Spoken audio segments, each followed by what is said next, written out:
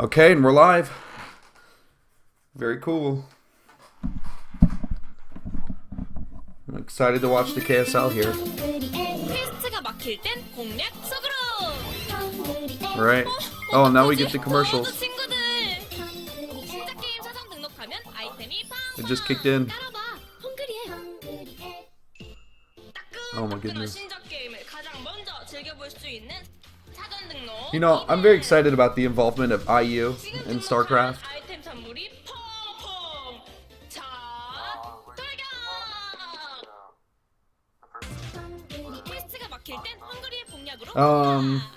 No, I haven't watched too many of those. I watched a few videos.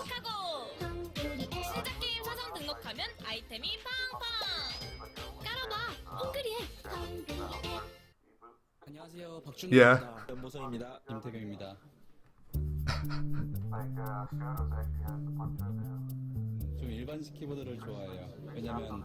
Yeah, that's what I saw on the LR thread for today's match. That was pretty interesting.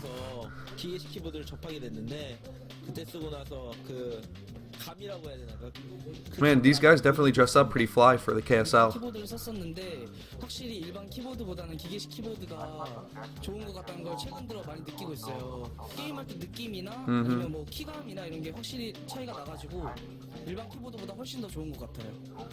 Gotta make that money.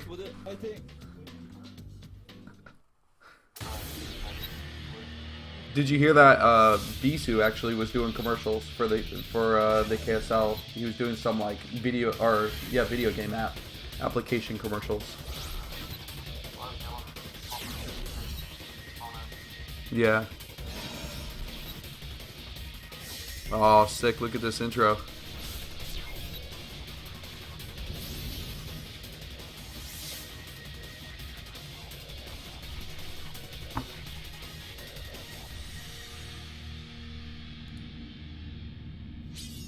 Let's see here. I had to refresh my stream. I can't see if I'm live or anything. I'm sure it's working. Man, that's a packed studio. That is awesome.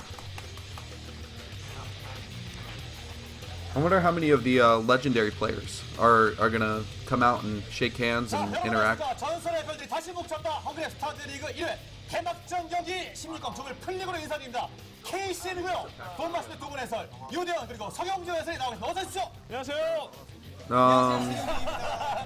Yeah, he does look pretty young. 안녕하세요 유대현입니다. I know that they're trying to use the NBC game commentators though, which is pretty cool to give them jobs. Okay, it says by Stratos, it says Shark, Kim Chol Min, and Yondae Hee in that order from left to right. Maybe it's just because his hair is so finely combed.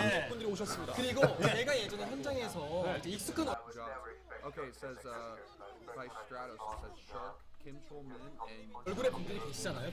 Yeah. 그분들이 보이세요. 와, 저한테 어떤 분이 오셔가지고 2006년도에 저와 그 세종 게임 월드에서 찍었던 사진을 보이시면서 그때와 똑같이 사진 찍자 그러고 요즘 계셨고 유행이에요. Yeah. 그렇죠. 늙은 모습, 예전 모습, 지금 모습. 네, 그리고 요즘 또 Yeah, the tie matches the jacket too. Like their ties on the left and right match the middle guy's like sweater. I really like that. 그만큼 많은 분들이 지금 관심을 가지고 계시고 이 선수들도 아까 얘기를 들어보니까 Koreans invest a lot of time into like making themselves like dress nice. 가스 같은 마음가짐을 가지고 거기에 임하겠다는 각오를 밝히더라고요.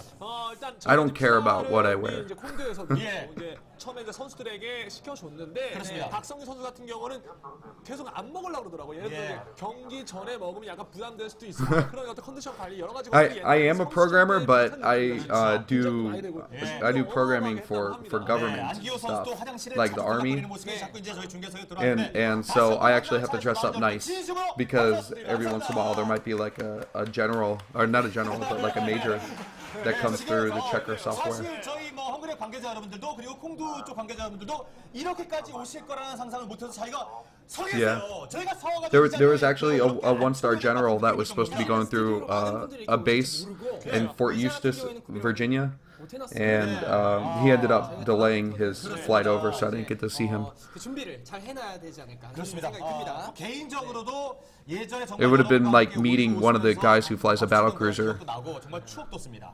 그때가 언제야 벌써 10년 전이고요. 적어도 그렇죠. 그 정말 맨 처음에 그 삼성동이었나요? 예, 그렇죠. So where are you from, XKCD? 그때 이제 선수였는데 지금까지 지금 나이가 지금 거의 이제 마흔이 다 됐거든요. Chicago? 지금도 이렇게 많은 분들이 이 현장에 오시는 Yeah, you definitely have an accent. 수가 없습니다. 예전에 그 나이롱 옷을 입고 땀을 비오듯이 흘리던 그런 때가 네. 기억나는데 The Chicago 그때 accent. 다시 오실 때 진심으로 감사 말씀드리고요. 자, 이번에 그만큼 많은 분들의 관심이 쏟아지고 있습니다. 대회 이모점을 여러분께 So 살펴보겠습니다. we're gonna be starting this off with Bisu versus Rock on Avalon, and that's the new map we're gonna be seeing here. 예전에 비해서 1등 상금이 작지 않느냐? 근데 또 그렇지도 않은 게 예전에는 뭐 순위권에 들지 않으면 정말 빈손으로 들어가야 되는데 Yeah, that's a huge pool here. 일단은 16강에 올라오는 모든 선수들에게 출연료를 지급하고 있어요. 네, 예전에는 사실 뭐 듀얼 토너먼트, 서바이벌 이런 데서 4등으로 탈락하거나 3등으로 탈락하게 되면 그렇습니다. 출연료가 거의 이제 없다시피 했었는데 The amusing thing though is if we go by the amount of money that someone like Bisu or Movie makes each month, like this money is almost insignificant. 전념할 수 있도록 그런 환경을 계속 만들어 나갈 예정이고요. 16강은 조별 플레이입니다. 그리고 Because 8강에는 there- 토너먼트로 벌어지는데 맵이 투원 라만차, 네오 서킷 브레이커 그리고 Yeah, 신규 with, 맵으로 when he started streaming, they were saying it was like 25K a month or something from donations or balloons. 저희가 의뢰를 해서 그렇죠. 네, 정말 어떤 저작권을 지급을 하고 Oh my goodness, that's ridiculous. 기계를 만들었습니다. 그렇습니다. 정말 리그 했을 때, 뭐 MSL 리그 했을 때나 그때 그 느낌 그대로 저희가 맵을 아주 심혈을 기울여서 선정을 했습니다. Yeah. 그렇습니다. 테스팅까지 다 지금 거쳤기 때문에 그렇죠. 밸런스를 맞춰놓은 상태가 되겠고요. 자, 그리고 오늘부터 해서 2월 28일까지 해서 이번 그 헝그레스타즈 리그 이제 첫 번째 시즌이 진행이 되겠습니다. 자, 그리고요 조별 편성을 좀 보면은 역시 뭐 많은 분들이 A조는 너무 이제 빤히 보이고 나머지 조들이 좀 그 혼전 양상을 보일 것이다. I think the keys for Rock to win though is he's really just got to go with something out of the ordinary because he doesn't have the mechanics to beat a player that has better skill in PvP, which is 종족 밸런스 really mechanics based. And when you get into the mid game. 될것 같은데 A조 같은 경우에는 지금 굉장히 또 많은 그렇죠. 어떻게 보면 관심을 받고 있습니다. A조 때문에 지금 B조가 난리가 난 게 A조 1등 김태경이기 때문에 이거 B조에서 Oh, wow. 좀 김태경 만난다.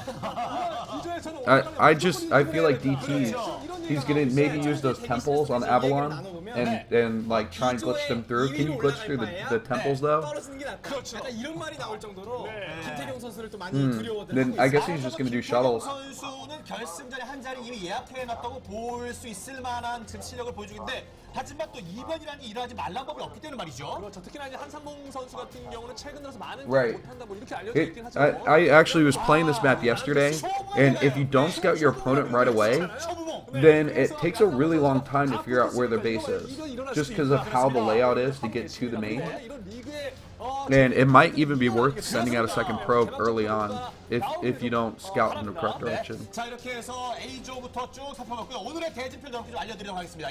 But you can't build in the middle, so there's not going to be a proxy in the middle 또 포인트 중에 하나일 of the 것 같아요. map. A조의 개막전 첫 번째 경기 김태경 대 안규호 아발론, 그리고 B조의 첫 번째 경기 박성균 대 이봉규, 그리고 C조의 경기 구성훈 대 조일장, D조의 경기 연보승 대 임진호 Right. 선수입니다. 네, 확실히 이렇게 상금이 걸려있는 대회가 열리다 보니까 예. 대기실에서의 현장도 예전 모습이 많이 보입니다. 그렇습니다. 안규호 선수 같은 경우에는 예전처럼 Right. 자신감 있는 모습을 It- 비추는 반면에 네. 오히려 김태경 선수가 Let me see if I can bring the map up here on the actual screen.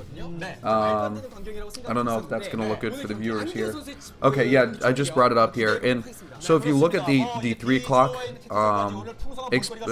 expansion here, where the towers are at the top and the bottom, if you destroy them, there's a ramp here, and so it connects into the back of the opponent's base at the 1 o'clock. 즐겁게 또 아주 편안하게 And so you can create pathways here. 많이 오신 것 같고 예. 지금 온라인 What's that? 상에서도 네, 온라인 Yes. 상에서도 이제 서경정 해설의 그 So, 친구 but- 있는 연예인분들이랑 I don't know if the mineral patches actually block 기대가 많이 the ramp 되고 also. 이렇게 하시는 분들이 예. 상당히 많습니다. 이름만 되면 알만한 그런 그 아이돌 가수들 지금 이 자리 지켜보신다면서요? 한류 스타분들이 굉장히 많이 보고 있어요. Right. 지금 월드컵 응원하면서 한 곳에 모여 이야. 스타즈 리그를 보기 위해서 아까부터 정말 Yeah, it's definitely going to be interesting if the player can open them up though. 자, 그런 많은 분들의 시선 앞에서 첫 번째 경기를 펼칠 개막전의 두 주인공을 만나보겠습니다. Right. 자, 먼저 김태경. 이분이 정말 지금 되게 평온해 보입니다. 예. 마치 예고 우승이다. 그렇죠. 벌써 이제 16강인데 오늘 개막전인데 우승 이런 얘기가 나올 정도로 김태경 선수의 지금 포스가 지금 어마어마한데 그렇습니다. 과연 김태경 선수의 Yeah. 변수란 없는 것인가? 네. It seems like a lot of effort, but it might be worth opening up like later into the game. 실전을 얘기하는 It 겁니다. might be a good mid or late game strategy to open up the backs. 많은 분들이 지금 기대를 하고 계십니다. 상당히 오랜 기간 누적된 But 우승 1패. honestly, if you expand to the 3 o'clock and the 9 o'clock where the towers are, why would you want to open up back doors for to get harassed? 보유해서 다른 승리 안 보이는 것뿐이지. 그렇죠. 프로토스도 63%는 이거 어마어마한 승률이거든요. 그렇습니다. 네, 대단한 김태경 선수입니다. 자, 과연 개막전에서 이 김태경 선수를 꺾고 대이변을 Yeah. 만들어낼 것인가 안기효.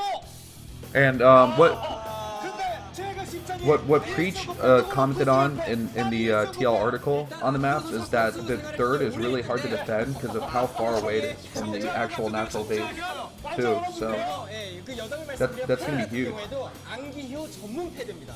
이니셜도 쓰여 있고 안기효를 위해서 제작이 됐다고 하거든요. 예, 핑크빛 패드. 네, 정말 89,000원짜리 저 패드를 Yeah, I feel like Bisu's best bet is to go for maybe even an earlier robo, like a 12 assimilator 오늘 경기에 build. 그렇습니다. 말씀을 드릴 수 있을 만큼 Because if Rock sends a probe in and scouts in the correct direction, and you delay that assimilator build, you can actually get proxy.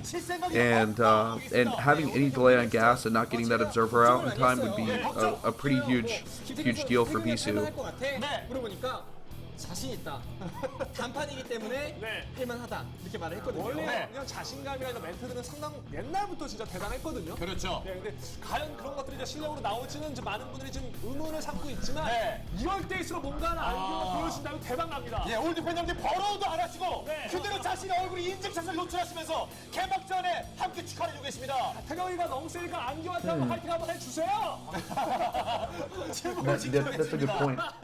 뭐 경기 결과를 이제 말하는 거 아니겠습니까? 그렇죠, 예. 자, 그렇게 말씀드린 순간에 두 선수 준비가 모두 끝났습니다. Alright, 자, 그러면 XKCD, it seems like they might not be able to hear you 시작하겠습니다. very well. Like you're just a little bit soft. That's what Art of Turtle says. Yeah, just scream into it. Well, it seems like we have time for a minute here to get it figured out, though.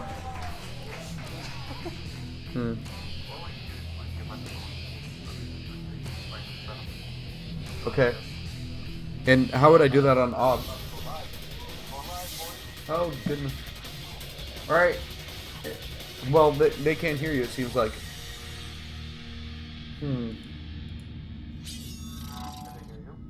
Yeah, they can hear me fine. I don't know how to boost you. I forget what this problem is with Skype. If someone has the solution, let me know. And I'll figure it out. I'm using OBS, yes. 네, 지금 장내에서 김태경 화이팅은 없었어요. 네. 안기호 화이팅만 있었습니다. Alright, and it looks like we're in our game. In our game here, guys. This is the KSL. Excuse my voice, as I haven't had it for all week. But I am back up and running for Bisu versus Rock here in the first PvP on a completely new map. We've never seen this live. And this is going to be Avalon, a 4-player map, where you can spawn up in about the 1 o'clock and the 5, 7, and 9, and I guess 10 o'clock position here for this map. Now, as I was mentioning with XKCD mentioned earlier on this stream, and hopefully you guys can hear him soon, is that Rock has a 36% win rate, and that's quite terrible considering Bisu has near 70% win rate in PvP. 선수가 3대1로 그 이긴 정말 많은 분들이 예상을 깬 경기가 있었거든요. 그렇죠. 오늘 또 안 나오리란 법은 없습니다. 네. 네. 게다가 이게 와. 실전 코스.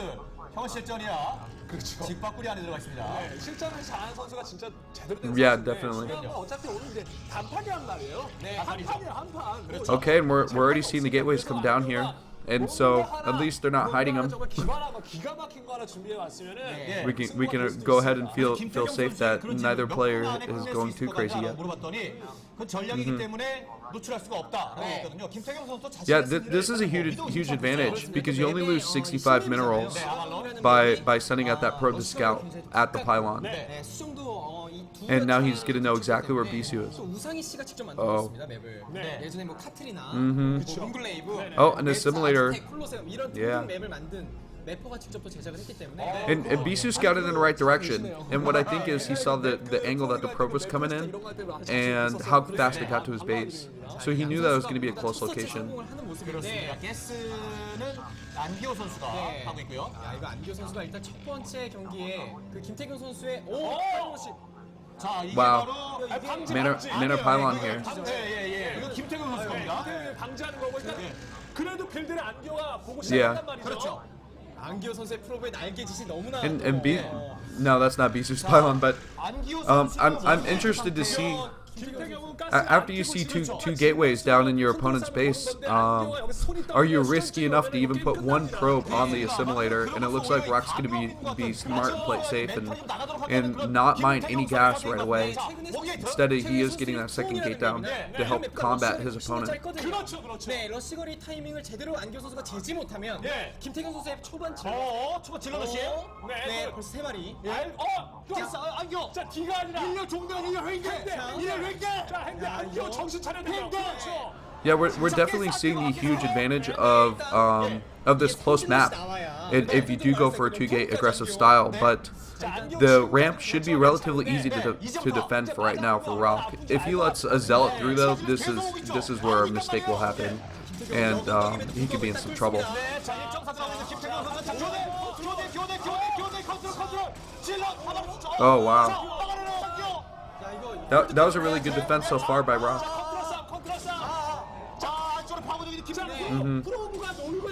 Honestly, he should have brought another probe to help defend. It would have paid off. 그렇죠. 계속 휘둘다 보면 질럿의 양이 벌어지기 때문에 The zealots going crazy here. 맞춘 상태인데 자 컨트롤이 과연 놀아요. 논다고요. 자, 안기호 포질럿 놀 때니까.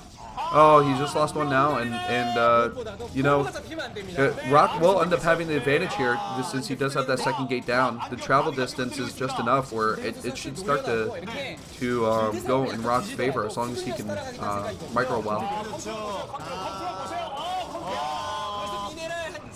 Oh. The last two zealots there, looks like one of them's going to be on low health and will eventually drop off. And what is this? Expansion in the back?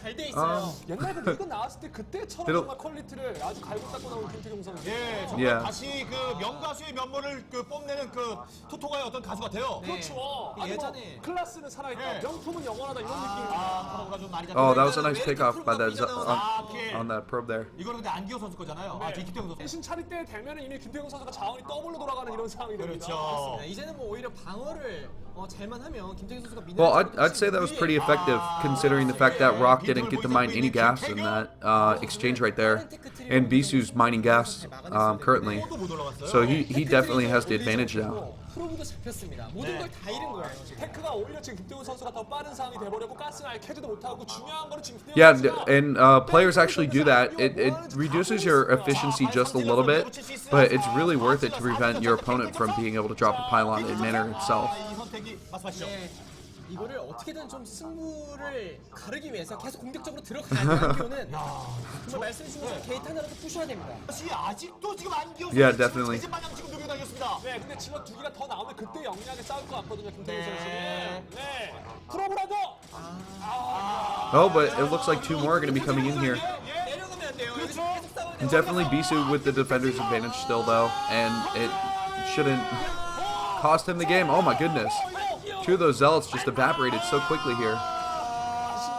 네, 이렇게 기록돼 있나 하지만 이게 감당이 되죠.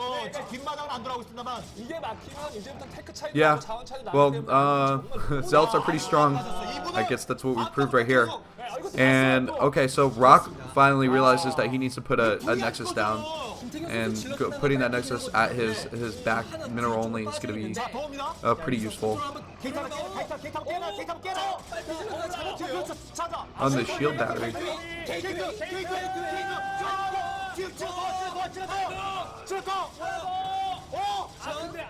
Okay, we'll fix the sound problem in just a minute here. After we watch this, it looks like the Zealot defense is going to be pretty good for Bisu, as 2 more are going to come in here, but they're not going to be able to get anything done.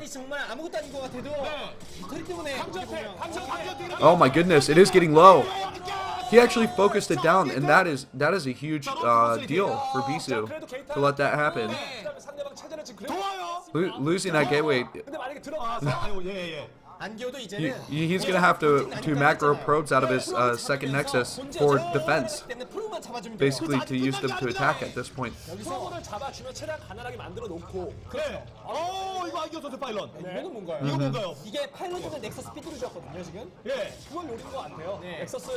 And look at that, there's a mana pylon in the second, I guess we'd call it a proxy in that expansion for Bisu. I don't know what Rock was trying to do there. Maybe he was going to just sneak in a gateway in the back.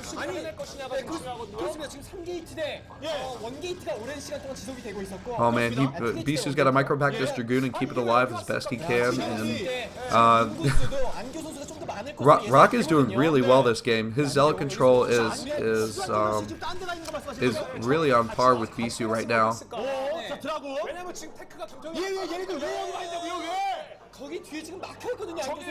Right. Being able to focus that gateway down was huge, and he has the three gateways now inside of his main base, but no robo. Bisu does have that robo. He's going for the observatory first, and that'll pay off. Being able to get the scouting information on his opponent.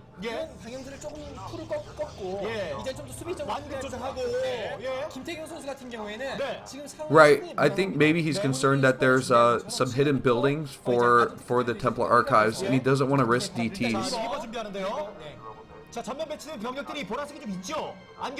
Right.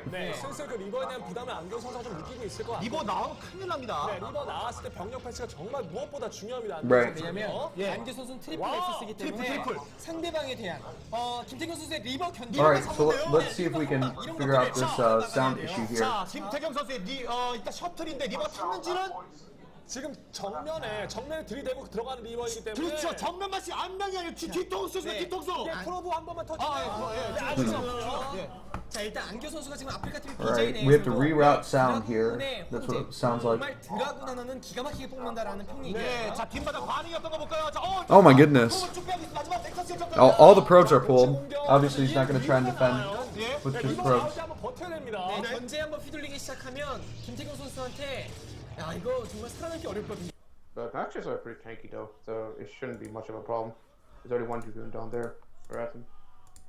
At least kill him these odds. Oh shoot. Rock actually might lose this. So he's gonna lose the Nexus. Oh my god, lost the Nexus. He lost the Nexus! Alright guys, so it looks like Rock's behind now. Way behind. Oh my goodness. Rock lost the Nexus to a forward Zealot trap, just out of nowhere.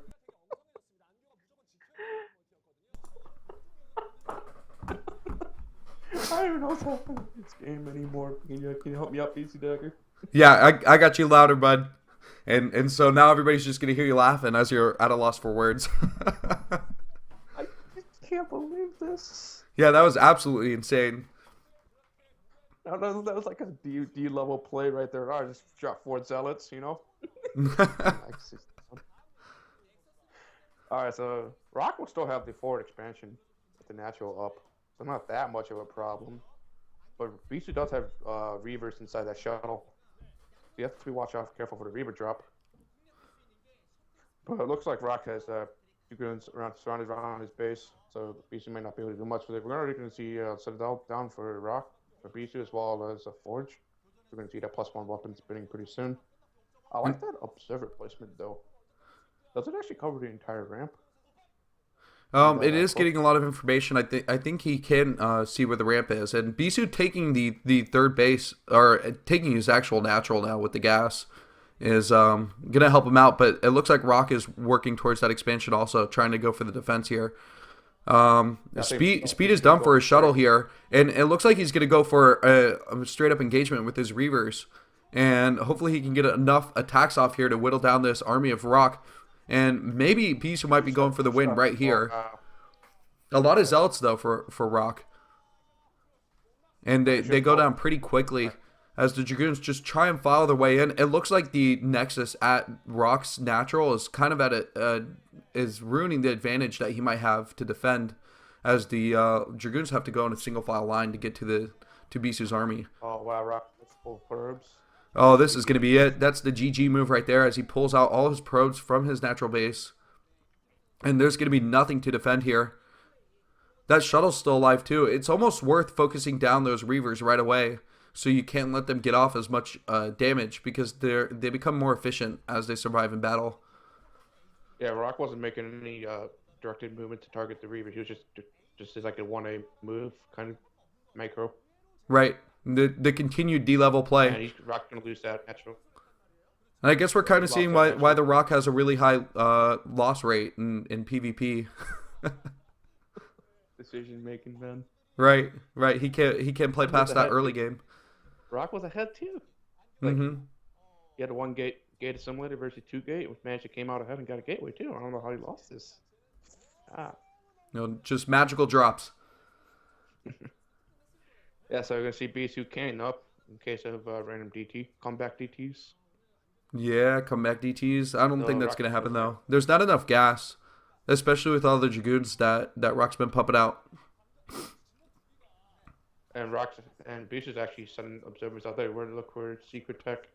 Like, where do you have that random observer at the 3 o'clock third base? Rock adding 2 more gateways though, so it looks like he's gonna go for a 2 base all in. This is the only option. And this is pretty interesting to drop 2 Dragoons. I mean, you'd get more out of 2 Zealots than you would with Dragoons, dropping them in the back there.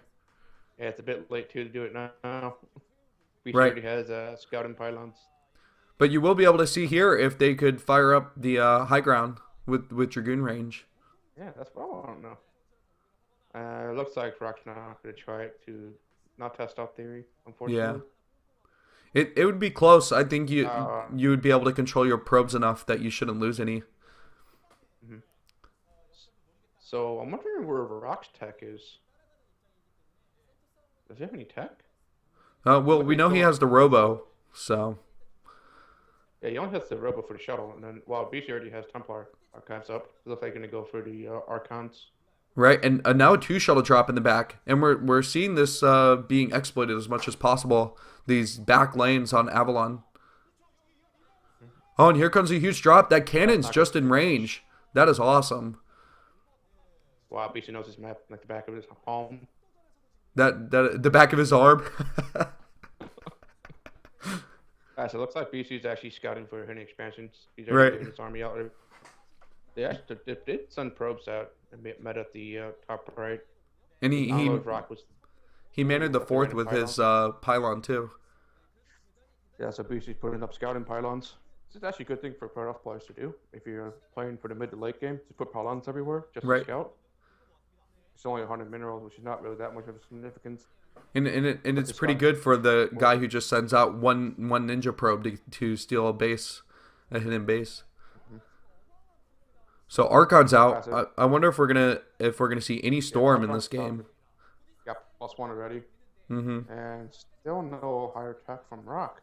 I'm not saying any Reavers or Archon. Oh, it looks like they're gonna go for the engagement here though. Oh man, this is a mistake by Rock, I think. But he has a ton of Zealots. And actually, he has a really nice surround on these Reavers and Dragoons here at the bottom. That was a nice micro by him. Oh, now Bisu's army finally filing in. Seems like they were caught a little bit off guard here, but pushing Rock back onto the ramp here. It seems that maybe this is the time that Bisu could actually win. His army much bigger at this point. And Bisu has the +1 attack advantage, and there goes Rock GG's. Finally GG. GG. All right, guys. Yeah. Sorry about the sound issues for that first game, but we got it figured out. It looks like so. Good game. I have to say though, I enjoyed that early game a lot. That was pretty incredible by Rock. I was very pleased to see an even PvP go with the openings that they had. Yeah, and then he threw everything away with the losing the backdoor natural, what I think cost him the entire game right there. It wasn't even like a dedicated drop by Beast. It was just a random poke. Because Beast knows that Rock Rock didn't have Dragoons out. Only like 2 Dragoons at most. So even if it was a terrible drop, he only had Zealots to defend, so it'd be at least be an even trade at the most. So, Yeah, definitely. I think I really think that Rock would have been able to win this game if he got his defenses up, which is kind of the scary thing. Scary. Please lose? Nah, please. You know, but we shouldn't doubt one of the top 3 players in the world right now, like against someone with such an abysmal PvP win rate. And I mean, Beach did pick that group though. So. yeah, exactly. I think a lot of people would have loved to have this group. There's so many people who have really good V versus Protoss records in this tournament, whether they're Zerg or Terran. Mm-hmm. So tomorrow it's going to be Pusan versus Quanro, and I think that's more of where it's going to be a toss-up. And I don't know who's going to win that. Actually, mine versus Larval today is going to be a big toss-up. So C versus Piano. Yeah. Especially C versus Piano on the new map, because I have no idea how that's going to go. Yeah, So absolutely. Performances.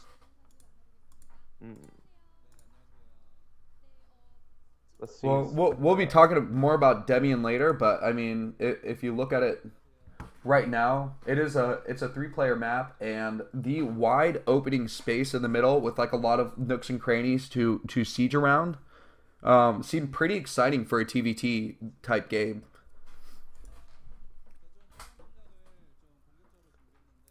And plus, there's a big main anyway, so basically the player who takes the second main for the late game is going to win. I think, in my opinion. Yeah, that's definitely true. So, looks like we're going to go into an interview with Bisu. I don't know Korean, unfortunately. Yo, what's that Korean translator? I think Stratos or someone might translate in the actual Korean stream, so we could read that off, or I could read that off or something, if someone does it.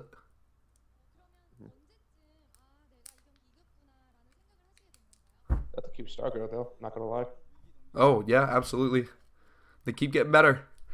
And she's wearing a tiara. I mean, is she trying to tell Bisu that she is a princess? She has no ring. She's open, Bisu. Go for it.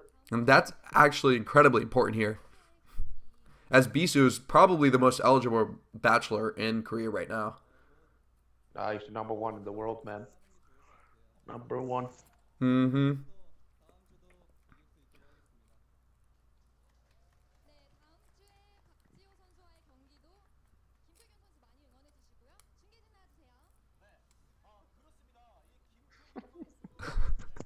So basically, we just sum up the first game. Rox basically lost the game himself. Right. He played like a rock. Well, great. If you throw a rock hard enough into a building, it'll crumble eventually. Well, one thing that I noticed is that Bisu, once he got his zealots inside of Rock's base, he immediately started mining gas, realizing that he had the advantage. He can continue to pump zealots out, and if he did get gas in the background, he could get up to that Robotech a lot quicker than Rock. Yeah, but I was wondering why he still went for the Observer first. Right. That was pretty interesting. I still believe that Bisu just wanted to make sure he didn't lose to DTs, because, as you said, he did have a zealot inside of his opponent's base. Even if there was DTs, Rock was not mining gas. Right. There would be no way for DTs. He didn't have a cyber core up until like very late. So the timing would have been still off. Like Rock could go for a reverse and then Observer and still have the first observer out in time for the DT. So maybe then, if he wasn't worried about DTs, he misclicked and made an observatory. Omar just been part of the build order he planned. Yeah, definitely. Like, if you could go 2-gate zealot, yeah, you generally would be behind on tech, but the way that he played it, the way that Rock handled it, it was kind of unnecessary. Yeah. It's just to deviate from the build order. Plus, he lost the gateway anyway, so might have been best for him to play defensively with the observer. You brought up something interesting. I wonder how many professional players, they have a game plan and a specific build order that if they can get away with it, they just stick to the build order no matter what. and so building that observatory was just kind of like a natural mechanical reaction for the game. Because he also built a shield battery because Rock had zealots inside its own base. Mm-hmm. That's more of a reaction.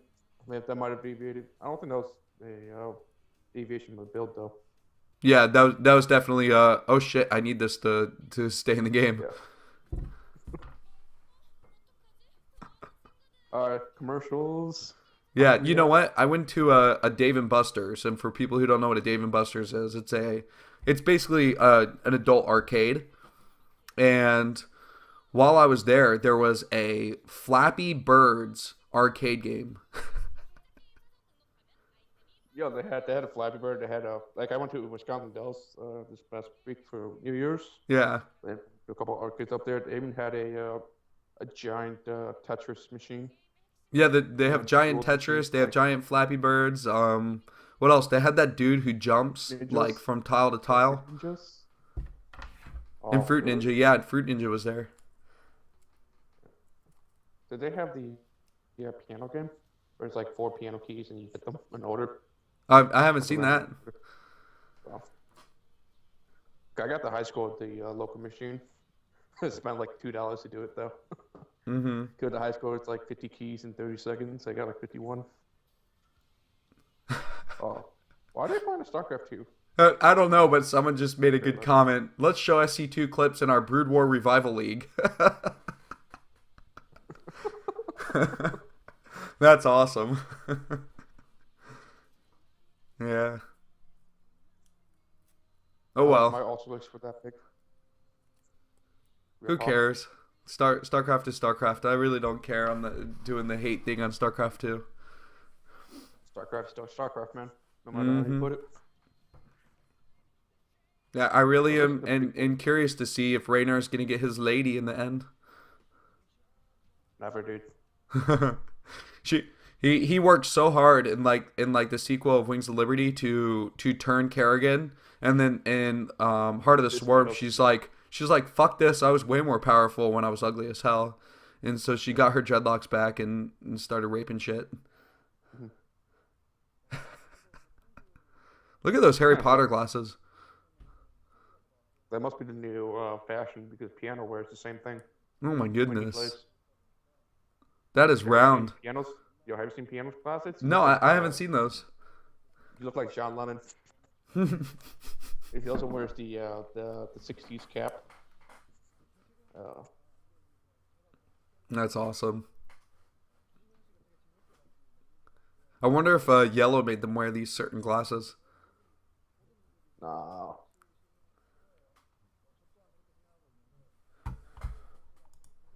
Well, I know that we have who do we have next here? Mine versus Larva. Yes, Mine versus Larva on Fighting Spirit. So we don't have to discuss the map because obviously everybody knows this map. If you don't, you're really new to this scene and just choose a random video to watch and it's going to be Fighting Spirit if it's in the past or you're a Python 10 years. Player. Yeah. What if there's people who are just like, oh, I hate this new school Fighting Spirit map. I'm only playing Python still. But then they choose you, so it doesn't make a difference.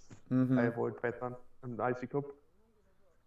But yeah, what I actually expect to see basically a late game ZVT with the filers and I want to see a vessel plague.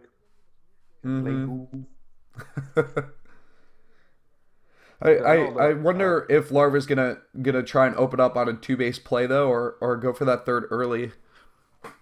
It's just gonna be, I think about just do standard 3-hash meter.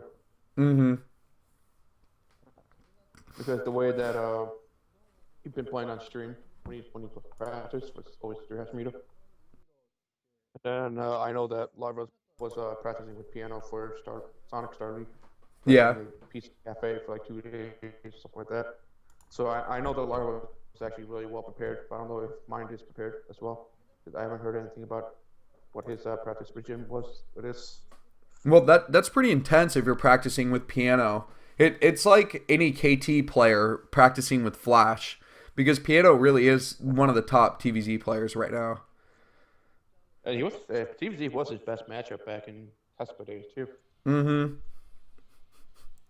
He was probably the best Wujing Terran for Z besides Light. Yeah. Man, I wish Light military. Yo, when Light comes back from the military, oh man, that's gonna be amazing. It'll be like a competition of like Piano and Light versus Zergs in a tournament. That would be incredible. Yeah, we need some new Zergs though. Because all the Zergs got their butts whipped in Sonic Star League. Like 0, flop, 0-2. I think Zero is really doing his best to come back and show how strong he is. But yeah, there may not be Zergs in the Sonic Star League, but I highly doubt that this will happen in the KSL also. Round of 16, though. What was that? Quanro. Yeah. Yes, sir. Quanro. Come on, man. I think Quanro's going to win this group, to be honest. You think so for KSL? Yeah, I think that he's either going to like be really successful with his cheeses or just rocking Pusan will fall short. Pusan is a coin flip on his own. Either he's like really good and he can compete with like solid players, but he doesn't beat anybody good. You don't see him taking down Killer and By Hero and Best of Threes or Zero or any of them. I don't think Pusan will make it out of the group. I can't see it happening. Yeah. I think it's either going to be Bisu and Quanro or Bisu and Rock. Yeah. It depends on how's Rock PVZ is looking. Yeah, and we really have no clue. Someone just put up that Larva's ZVT is 38%. I don't think I realized it was that bad. Larva is a ZVP player. Yeah. It's not a... Well, actually, all Zergs actually have pretty bad ZVTs for now. Like, we need effort to come back and play Boudoir. He's probably the best, one of the better ZVT players. Zergs. Well, Jadon would be amazing, but that's never going to happen, unfortunately. Yeah. Unless he wants more money. Then he can come back. Well, he just got bought out by Amazon, so he's making a lot of money now. I know, that's insane. Did you see that girl with like the earmuff hat? That was interesting. Yo. I actually have one of those. If they go back to the fans, I'll point that out to you. Yeah, she was up standing up in the back. Yeah. So I think Larva in this game, he's really got to be aggressive with his Zerglings early on. And kind of like what he did in his ZVP against Bisu and SSL 9, where he just stayed aggressive, constantly, prodded at probes, and it really put Bisu back. Obviously, Marines are way more useful in the early game to help defend against those Zergling attacks, though. So. Well, I think mine will build the bunker anyway, so it's not like Larva can commit to it, though. Well, what if he went for like an overpool? That's not going to happen. No way. I know. Larva always does 12 pool. He's a 12 pool guy. Sorry, 12 patch. My bad. 12 patch. I think mine would just do. I think we're probably going to see a standard 3-hatch meter versus like a bio opening, and then mine will transition into mech. I think mine's a better mech player than he is a bio player. At least from what I've seen. Yeah, and mech is a pretty solid choice on Fighting Spirit. Or even biomech, like if you biomech is still viable. Actually, all compositions are viable in Fighting Spirit. That's what makes the map so good. Yeah, it is pretty awesome as long as you can bunker out your natural, maybe put a tank or two at the third, and you're pretty much set. As long as you turret up.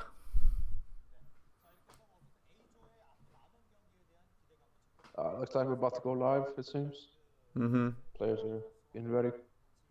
The one thing that Fighting Spirit usually eliminates is the option for a Doom Drop, though. No, I think it's still possible to Doom Drop. It's just really risky. Because it's always going to be scouted. Always. Like as a third player, you can never do a surprise Doom Drop against any race. Right. But it's still an option, though. Like, like Zerg players can still do a Doom job and get away with it. But I don't think Larva's not the type of player to run Doom job. That's mostly like what Hero or Killer would do. Like Larva prefers just straight up win engagements with Stark Swarm and Plagues. And look at, we got mine here. Kind of, yeah. 56% win rate and versus Zerg. That's not bad. Yeah, but he's on a recent losing streak though. Mm-hmm. That's just a small slump. I don't think it will affect him that much. Now I wonder what his 8 losses are to though. Wow, good thing we have Wikipedia. Let's look him up. Just give me 5 seconds, I'll tell you. Alright.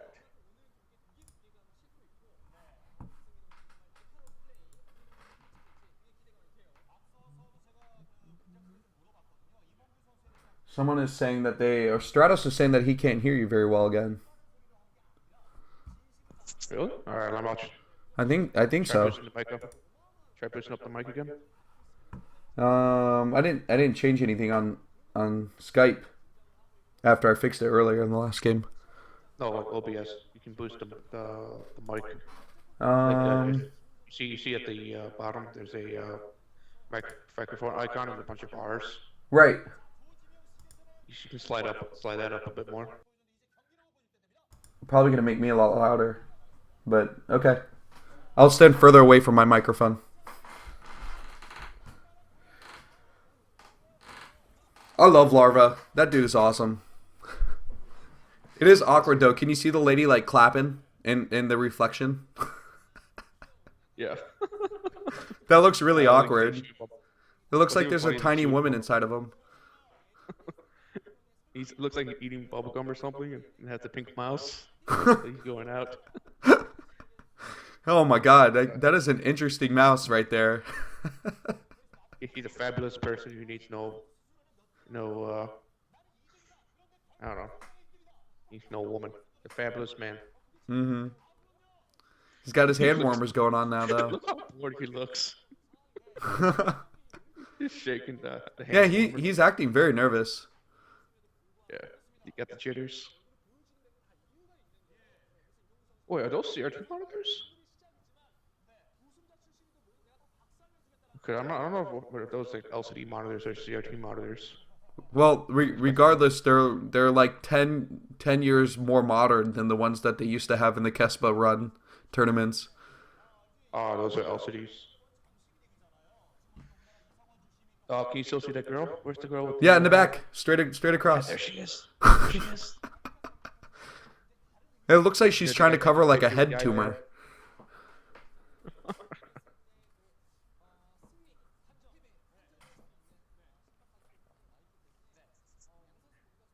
Well, it looks like we're going to be going into this very shortly here. Things are being run in a pretty decent time schedule, I'd say, compared to back in the old Kespa days, where it took about 20 minutes to get to the next game.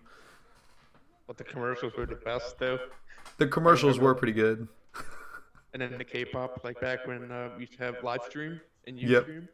Like the streamer would put up random K-pop videos.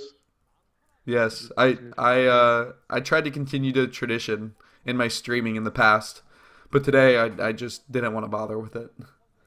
Yeah. We already got some good stuff already. There's no need for that. Right, we have enough content to actually talk about, which is pretty awesome. Alright.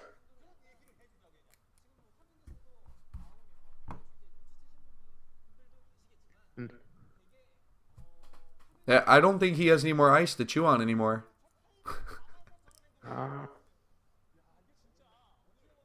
Oh, poor Larva. I hope he can calm down and win this. I think a lot of people are cheering for him. He barely made it out of his groups in Sonic Star League. So Yeah, but it still is pretty impressive that he was able to win out. And Zhangbi winning was awesome. Changbei, man. Mm-hmm. One of the best Protosses. You don't lose your skill. You just get a little bit rusty. Yeah, So well, what's our he was map very right rusty now? in SSL 9.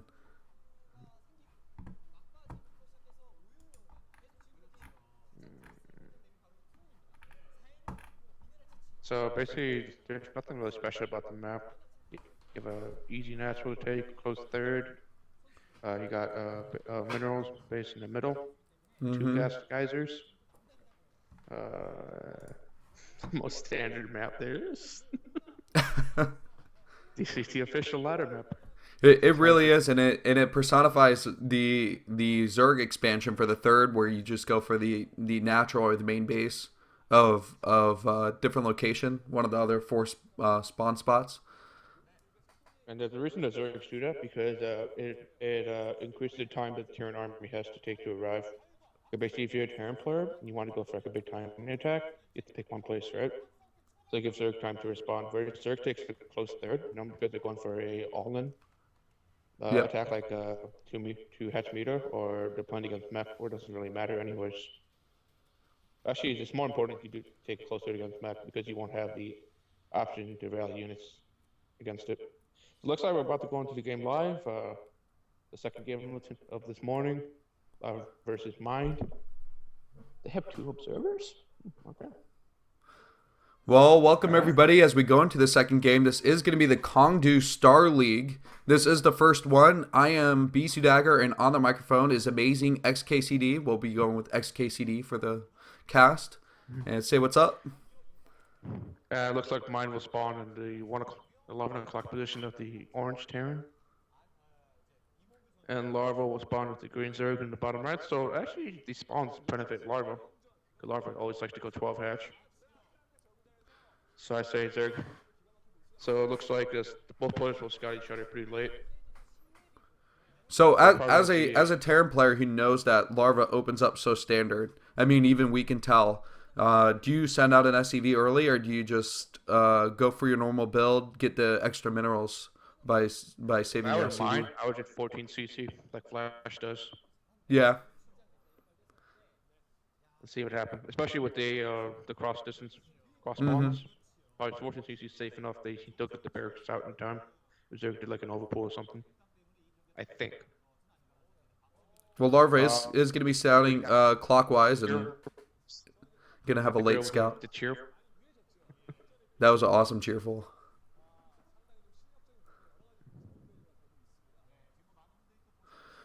So yeah, things don't get interesting until we see what the larva count, what the drone count's going to be when he finally expands.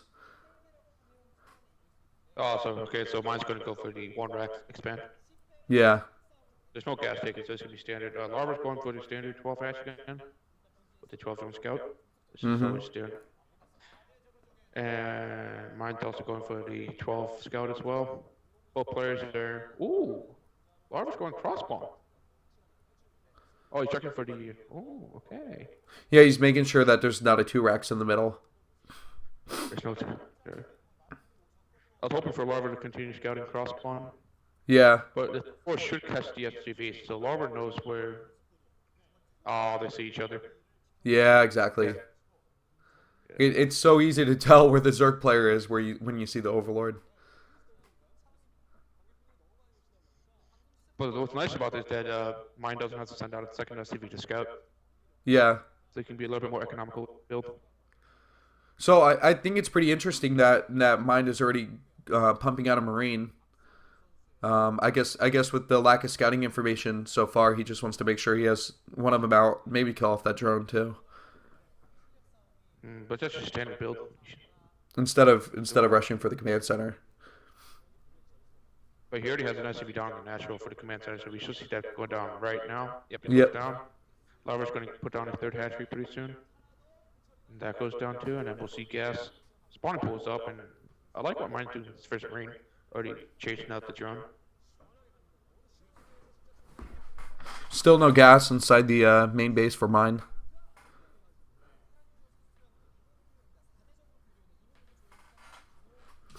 Okay.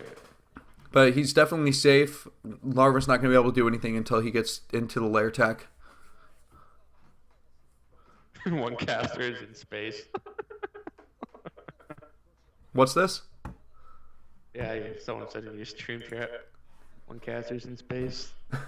Oh, I'm in space now. It could be me. I mean, my voice sounds pretty atrocious right now. Nah, it's me, dude. Alright, so yeah, we're gonna see the standard three hatch layer. Mine putting on a A second barracks too. It's gonna be bio, at least early on here. well, generally speaking, if as a Terran player, when you see a three hatch layer build, you go for the five racks build +1 with the Mm-hmm. +1 weapon attack by building the engineering bay early.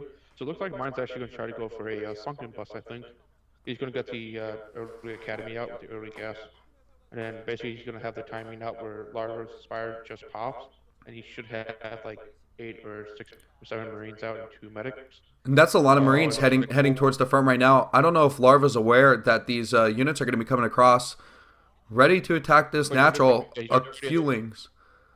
Oh my god, if he loses any of these links, that's going to be very critical. But mine's already sending. Oh, he lost 2 links right there. Oh man, and without any medics to help either, he was able to keep all his Marines basically untouched. And so that's going to be pretty good. Larva did get a lot of lings out. It's going to put his economy further behind than where he wants to be, though. And there should be the academy right there. No, that's the engineering bay. Okay, so it looks like academy's down already. Mine's gonna have an early +1. This is actually a weird build for mine. Cause there's no Spire. I don't see any Spire yet. Oh, there's a Spire. Okay. Yeah, it looks like Larva's scouting for any random SCVs around. Yeah. Oh, there we go. That's the timing attack I was talking about. So mine has about 10 Marines and 2 medics. So Larva's forced to make 3 sunkens right now. And there's the STEM researching. Yeah, so there we go. Larva's putting down emergency sunkens right now. So it looks like he's going to be taking his third base pretty slowly. Larva's going to try to go for a run by. That's not going to work. Mine has his Marines back there. No way. Perfectly defended here. And he's got a decent number of Marines, but I don't know if he's even going to bother to complete this push. Right now, he could just focus on teching up instead of trying to bust down the natural. There's no reason to do the push anyway because he already forced 3 sunkens, which was, I think, the purpose of moving out. So I think mine should be already happy with the results. Yeah, absolutely. There's no expansion, no third base taken for Larva still, and that's going to be hurtful. Right now. Spire just popped, so Larva should have 9 mutants coming away. Mm-hmm. But the engineering bay is up, and turrets are going to be out soon enough. Looks like one of them already being built inside of that natural base, and as long as mine takes care of that, he is going for an early +1. That's going to make his bioforce very strong. Now the turrets are up here. 3, he's definitely committing. I wonder why he didn't put a turret in the back of his mineral line, though. Sometimes those are a little bit easier to pick off, though.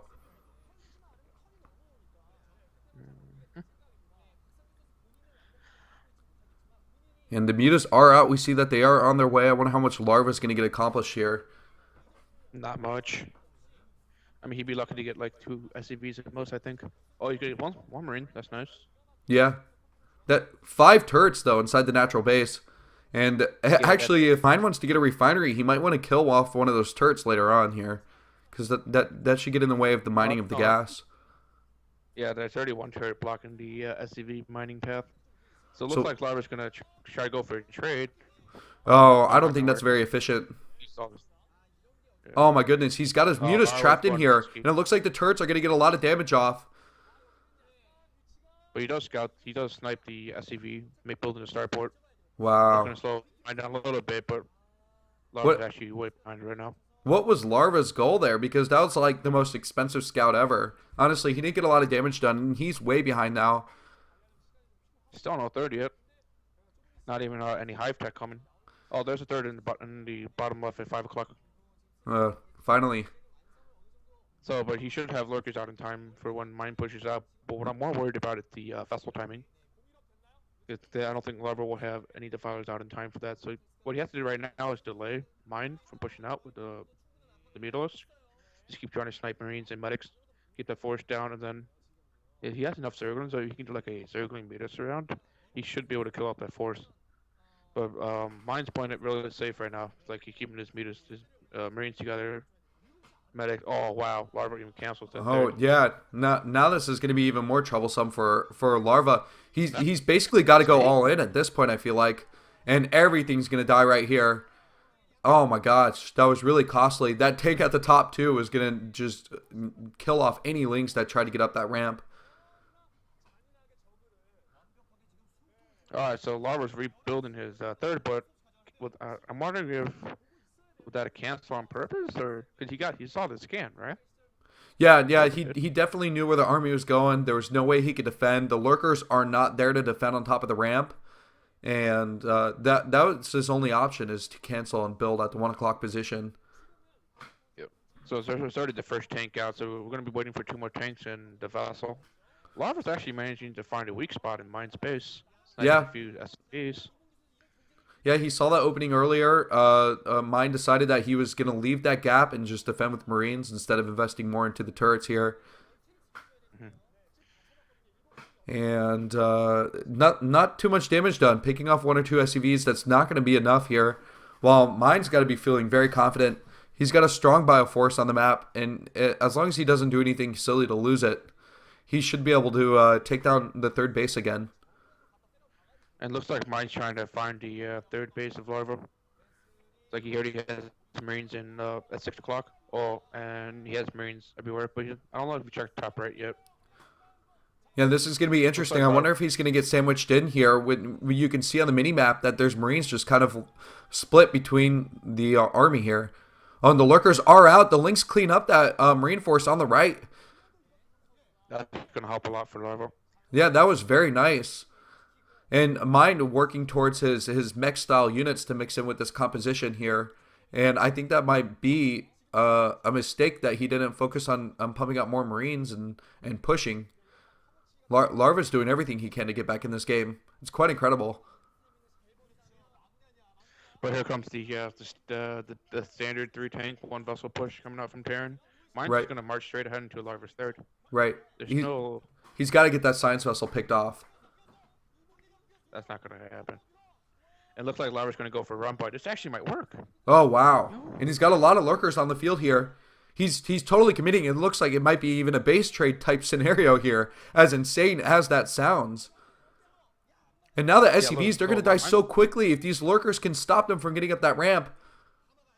Oh, my goodness. Larva's gone completely insane right here. And I love that facial zoom in by the cameraman. Oh, Mine's army is getting ready to push in. I think Mine's taking a lot of time before he decides to actually attack here. I don't know why he even bothered with siege mode. There's nothing to get at those tanks. Larva making emergency sunkens on the high ground already. There's no Nidus Canal, so he can't actually evacuate those drones. They're going to be stuck inside that base and eventually die off. If it comes down to army versus army, though, I mean, who has the stronger army here? That's the big question. Mine does. Mm-hmm. And lots of medics still alive, too. He's going to be able to keep those Marines healed up. And he has 2 vessels out. Oh, this is terrible for Larva. There's nothing to prevent those Marines and tanks from getting to the high ground. Larva's main base is going to go down pretty soon here. And Terran has the advantage of being able to lift those buildings up, too. So if Mine does need to eventually evacuate, he can.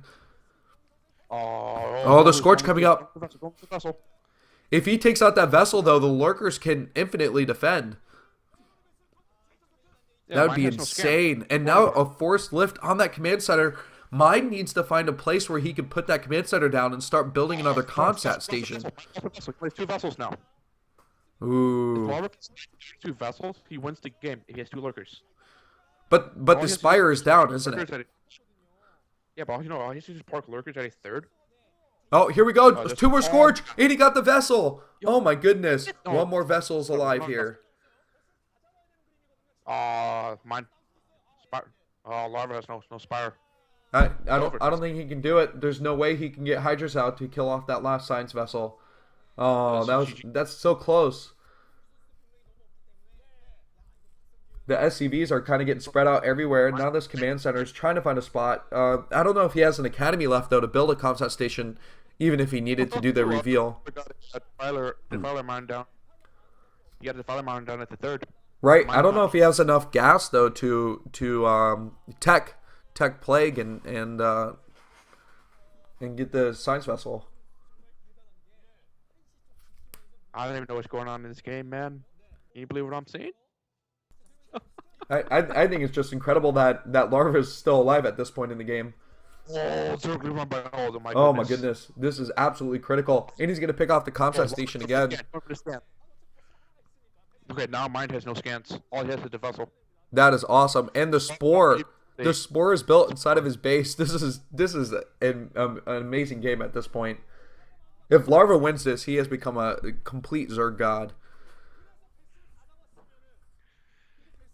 What I think is amazing, though, is that Larva, now that when he started to tilt in this game, is when he started to play better. So basically, Larva needs to make one defiler, and then somehow get a spawning pool up in time, so that he can keep feeding that defiler infinitely, because Mind has no way to make dropships to get past it. Right. Like, he only has siege. It's beyond me why Mine didn't send, like, 3 Marines and a medic up to the top base. Oh, that's the first U-88 out, though. Yeah, that's going to be absolutely brutal here. But the lurkers are spread out, so radiate isn't going to be too big of a problem, just individually. Oh, and the spore colony, it's not going to be able to take out this... Is it? Is it going to get the science vessel? What is Mine doing? A terrible move there. Oh, it looks like Larva's finally going to tap out GG in an exciting game and something that looked like completely out of the hand of the Zerg player. Yeah, so basically Larva lost it because he had no way to stop the hatchery from going down. He had one lurker. Oh my goodness. Look at that smile. Mind is so happy. I think it's quite possible that Mind could win out this group. I mean, he's just on fire lately in these tournaments. But that was, I mean, but I have to give props to Larva though for trying. Like, he almost had it right there. Like basically, if Larva had 2 more lurkers and he had to defend, right? He could still defend because he had a dark swarm up, and the lurkers would still cut off the Marines in time. So basically, it would be tanks versus lurkers. And for Mine to win, you would need to have the tank advantage of the hatchery, but Larva can defend the hatchery with the lurkers. So it basically just came down to Larva losing 2 lurkers right there. Yeah, but as long as Mind had him contained and a command center alive, I think that ultimately he would have still had the game. That Mind had no way to defend the command center. Mm-hmm. Because he had if Mind pulled back his units to defend his own command center from the Zerglings that was there, that gives Larva breathing room to make drones and try to get an economy back in. It looks like we're going to see another interview here, and I don't know if she looks as happy to interview Mind as she did against Bisu. Let's try and interpret this body language here. Oh. Mind looks sleepy as always. Yeah. Got the late eyes. He does look pretty exhausted now that you point that out. I mean, that would probably have been one of the most exhausting games he played in a long time. Mm-hmm. Like, that was exhausting for me to watch right there. A close game. I don't know how it must be for the players. But those are some really nice boots. Look at those boots. It's like they're nice and comfy. And then they're facing the crowd too. Mm-hmm. Now, looking at the Stargirl's high heels, she is a tiny little person. She must be like, what, 5'2"? Probably. Maybe smaller. Mine's not very tall either, though. That is a small dude also. Not a lot of tall South Koreans, but Movie is extremely tall. I think he's like 6 or 6'1". Then you have Shiny, who's like 6'4", 6'5", I think. Yeah. He's my favorite player.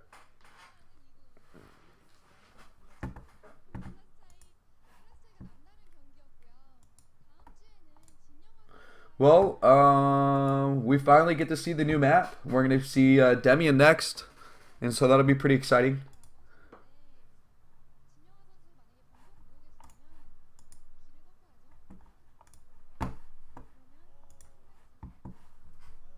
Thank you all for watching the stream, by the way. And there's no translation here in this stream for what's going on, but you'll probably get the translations on Team Liquid. So if you guys are not finding me from Team Liquid, then you need to go there tomorrow or the next day, whenever our translators can get on that, so you can see the winners' interviews, which the players are usually entertaining.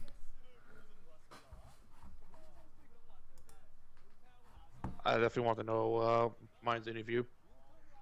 What was his reaction to that? Yeah, definitely. Because I think if Love basically Mine lost the game if he had no vessels. Like Larva was able to snipe 2 of them, but Mine still had 2 more vessels alive. Only 1 more vessel actually. Yeah.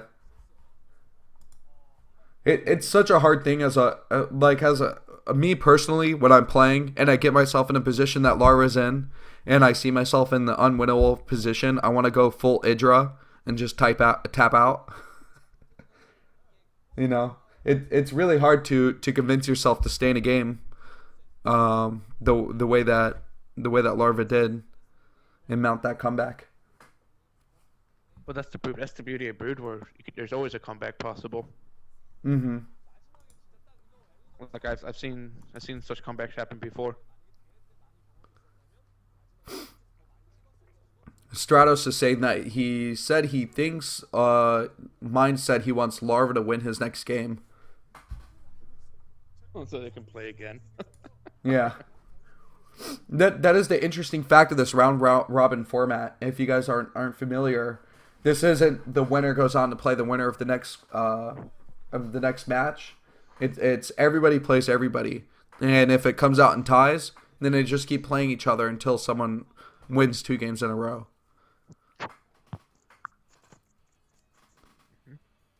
And that could mean on the last day just hours and hours and hours of StarCraft. Now we're on to commercial break. More Hungry app. Download those apps. Support them. Yes, support them, everybody. No use for them. This looks pretty fun, though. I mean, do we get to control the Asian girl, too? Wonder if they have any games I could play. Oh, it looks like they have a couple games. Like those RPG games. I don't know why anybody would play these games when Hearthstone app is out. Like I personally play Pad, like Puzzle and Dragons all the time on my phone. Yeah. That is really addicting. I've been playing the Plague Incorporated game. Have you played that one? Oh yeah. Yeah, that's pretty addicting. Nah, okay. Look at these look at this all-star lineup right there. Yellow is such a badass. Yes. So we're gonna have it's on Demian, right? Zero versus higher. Yep. 3-player map. Oh my goodness. And I think that Haya's gonna win this one. Personally. Hero just doesn't have a good ZVT. Like if you had to use Zero's performance in SSL, like he is currently in a slump right now. Like the way that he played in SSL is just not indicative of his top peak performance. And the way that Haya's been playing recently is Haya's been wrecking. Right. Haya took down Bisu recently too, and that was incredible. Worst pro gamer name? Which one? Haya? No. Backhoe? No, that's not the worst name. Oh, Backhoe? and then Backhoe renamed himself to Jesus. No, the worst was Perfect Man, dude. Remember Perfect Man? Yeah, I do remember Perfect Man. That was KT, right? KT Toss? No. Oz. He was an Oz Protoss. Oh, maybe he might have got traded to KT. Right, you're right. He was with Oz, because it was Perfect Man and Anytime, right? Yeah. Yeah. Anytime. Also, it's a terrible name. Man, Oz was terrible. I'm sorry. They had an overall terrible team. They just had J-Dog and Hyatt. That's about it. And Right. maybe Killer for GBZ. It was just like only one other player besides Jaedong would be good at any time.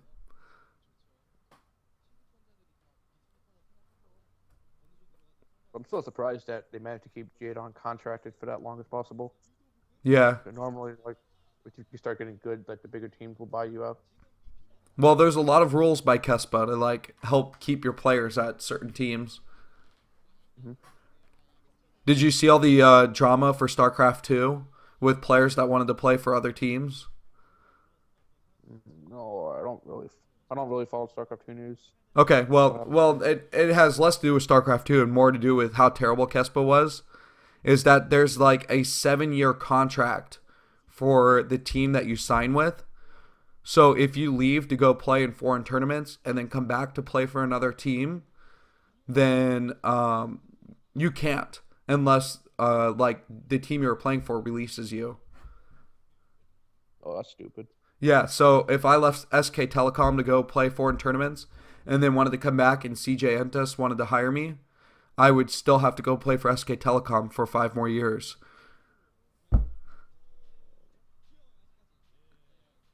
That's not good. Yeah. So there are like 3 or 4 different top players there that aren't able to play. But fortunately here, it's just like we want everybody to play in every tournament as much as possible. Harding banned from Pro League? What happened?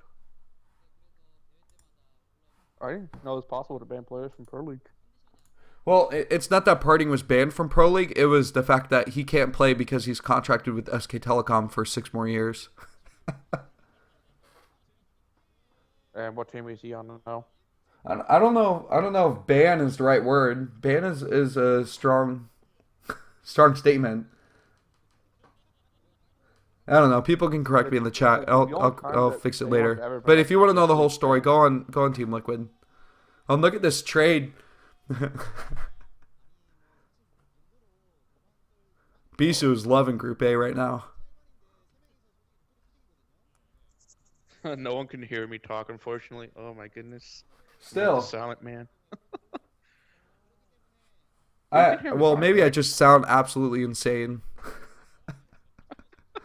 When we watch the VODs later, this will be hilarious. Yes, I'm using OBS. I thought I had you fixed. I changed the speaker output.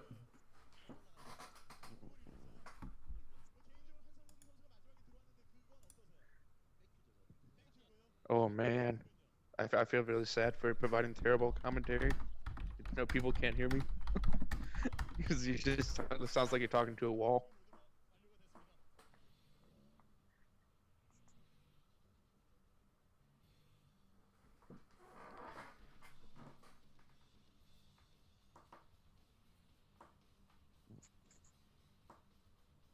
It's not even like I'm shouting. I'm just talking at my normal speaking tone. So I don't know. Might just be the back microphone, probably. Well, we'll have to figure out the Skype setup another day. Unfortunately. Oh hell yes! Luckily, this is going to go on for two months. If someone can fix this problem, that'd be awesome. Because it really sucks when you're adding like a ton of really good content to the actual game. Oh, it looks like we're about to go live here. So I'll just start talking. Oh no, we're about to go live. So I'll start talking about this game while you get the audio fixed. Okay. Well, yep, we're going into it in just a second here. We'll continue to talk until someone fixes it or sends the fix. Do you have TeamSpeak? Or I have TeamSpeak. What'd you just ask? Apparently, if you use TeamSpeak, it works. Because I have a TeamSpeak as well. Oh, I don't have TeamSpeak right now. But apparently we can fix it via OBS, so hopefully we can. That would be pretty sweet. Considering my voice is like almost completely dead now. Oh no. Alright, here's a picture. Sorry everybody. That went up in front of the screen. A picture. Alright, whatever, it's like... commercial break anyway. No one watches VODs. Let's see here.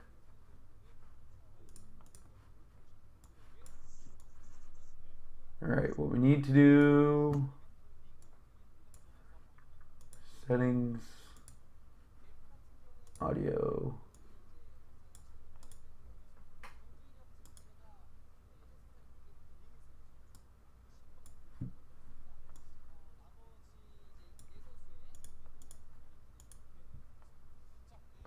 Alright, try that.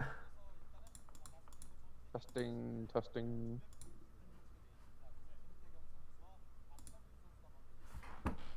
No one watching that. Well, actually, what I do like though right now is the fact that we're having like already over 400 foreign viewers right now, and who knows how many viewers Hungry TV has right now. Play with desktop boost. I think I already have that on. Someone's telling me to put that on, but I think I have that already. Yep. Oh, but it's saying play with it and to make it louder. Testing. All right. Testing. I put it up to 3. Let's see what happens now. Everybody's probably gonna die.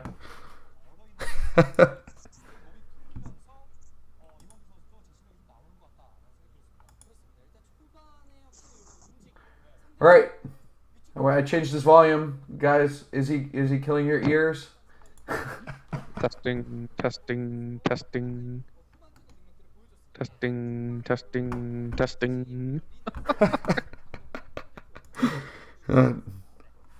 And I turned my volume way down, so that way there was no echo coming through my microphone. Might need to restart OBS. All right, I'm gonna bring it down and bring it back up. Everybody, chill. Be right back. No. Fairphobia says you're louder now. No, it says I'm louder now. Oh, it can be one louder. They said they'll turn that up to 4, the biggest number in the world. Crap! We're going up to 4. Here we go. We're going to 4. 4 in the morning. We're going up to 4. Someone says it can be 1 louder, and then Fairphobia says no, fucking delay. Okay, I didn't restart. Don't worry, guys.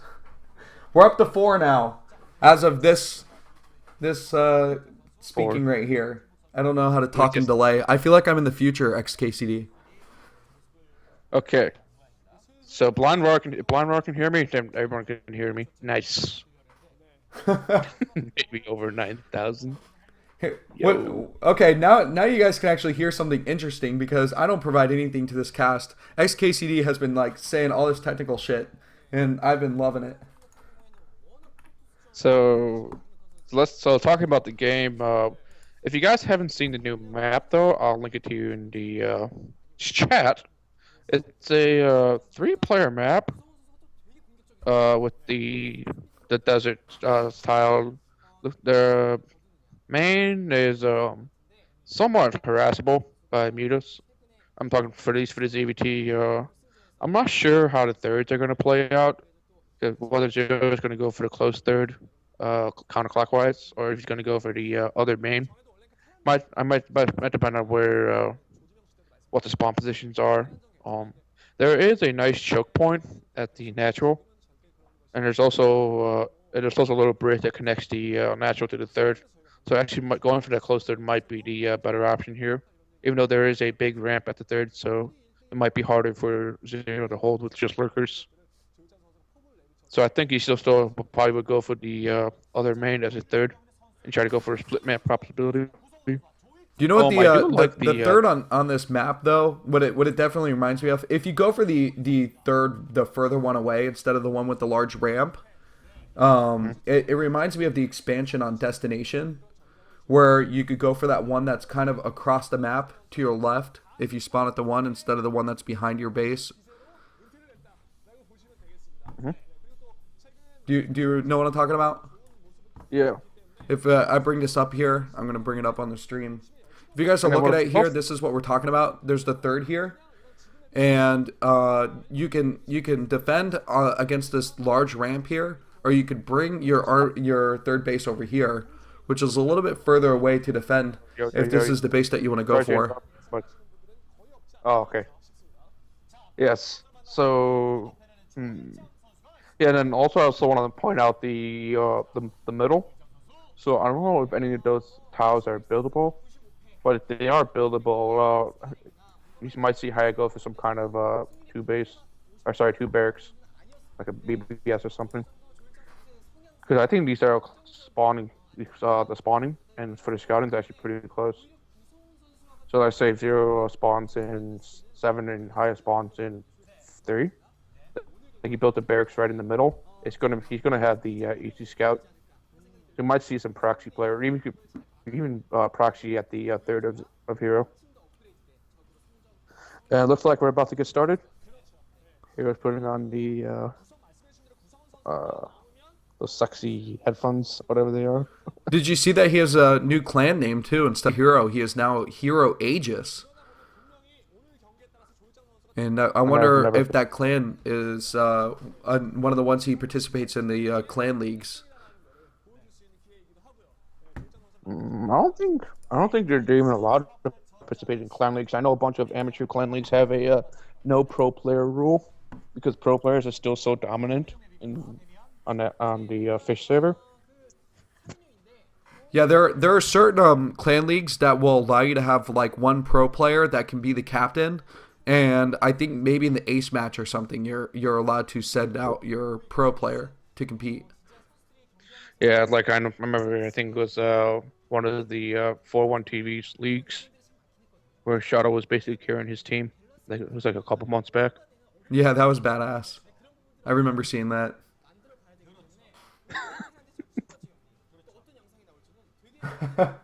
Ferophobia wants me to teach him how to play Protoss.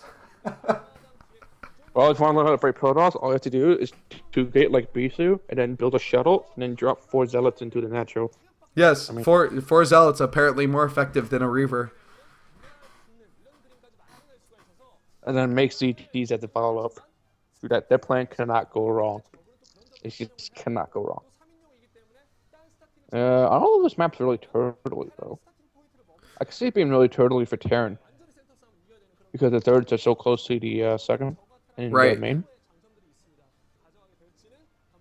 And I think with the wide ramp for a Terran player, all you have to do is build maybe a supply depot at that ramp. Make it a little bit harder to get to your siege tanks. Mm-hmm.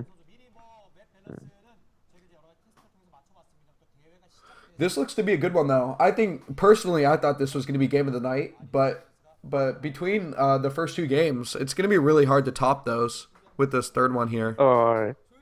Yeah, the first game we had like the craziest openings, and then the second game we had the craziest ending. Right. And now we just got the craziest mid game, and we're good to go for the night. Yeah, and I was extremely well pleased because the PvP, you know, a lot of people give that matchup a tough time, but for me personally, I find it as one of the more exciting matchups. I think basically with a tough time because it's kind of hard to see the intricacies of it. Kind of like how people give ZVZ a bad rep. Right. When I remember someone posted a translated article about that Shark himself wrote about how ZVZ has a fourth factor that people don't know about, which is the larva management. And looks like just about we're talking about that. It looks like we're about to go live into the game right now. We're gonna have Haya versus Zero. This is the first game of Group C, and the countdown just started. Oh boy, are you ready for another game? No, I'm absolutely ready. I'm excited for this game. This is gonna be awesome. Everybody, this is the Kongdoo Star League. Welcome. I am BC Dagger on the microphone. XKCD is with me here, and it looks like we're gonna have our Terran spawn Haya at the 7 o'clock position, which leaves the 3 o'clock spawn is gonna be for Hero as we go into this TVZ.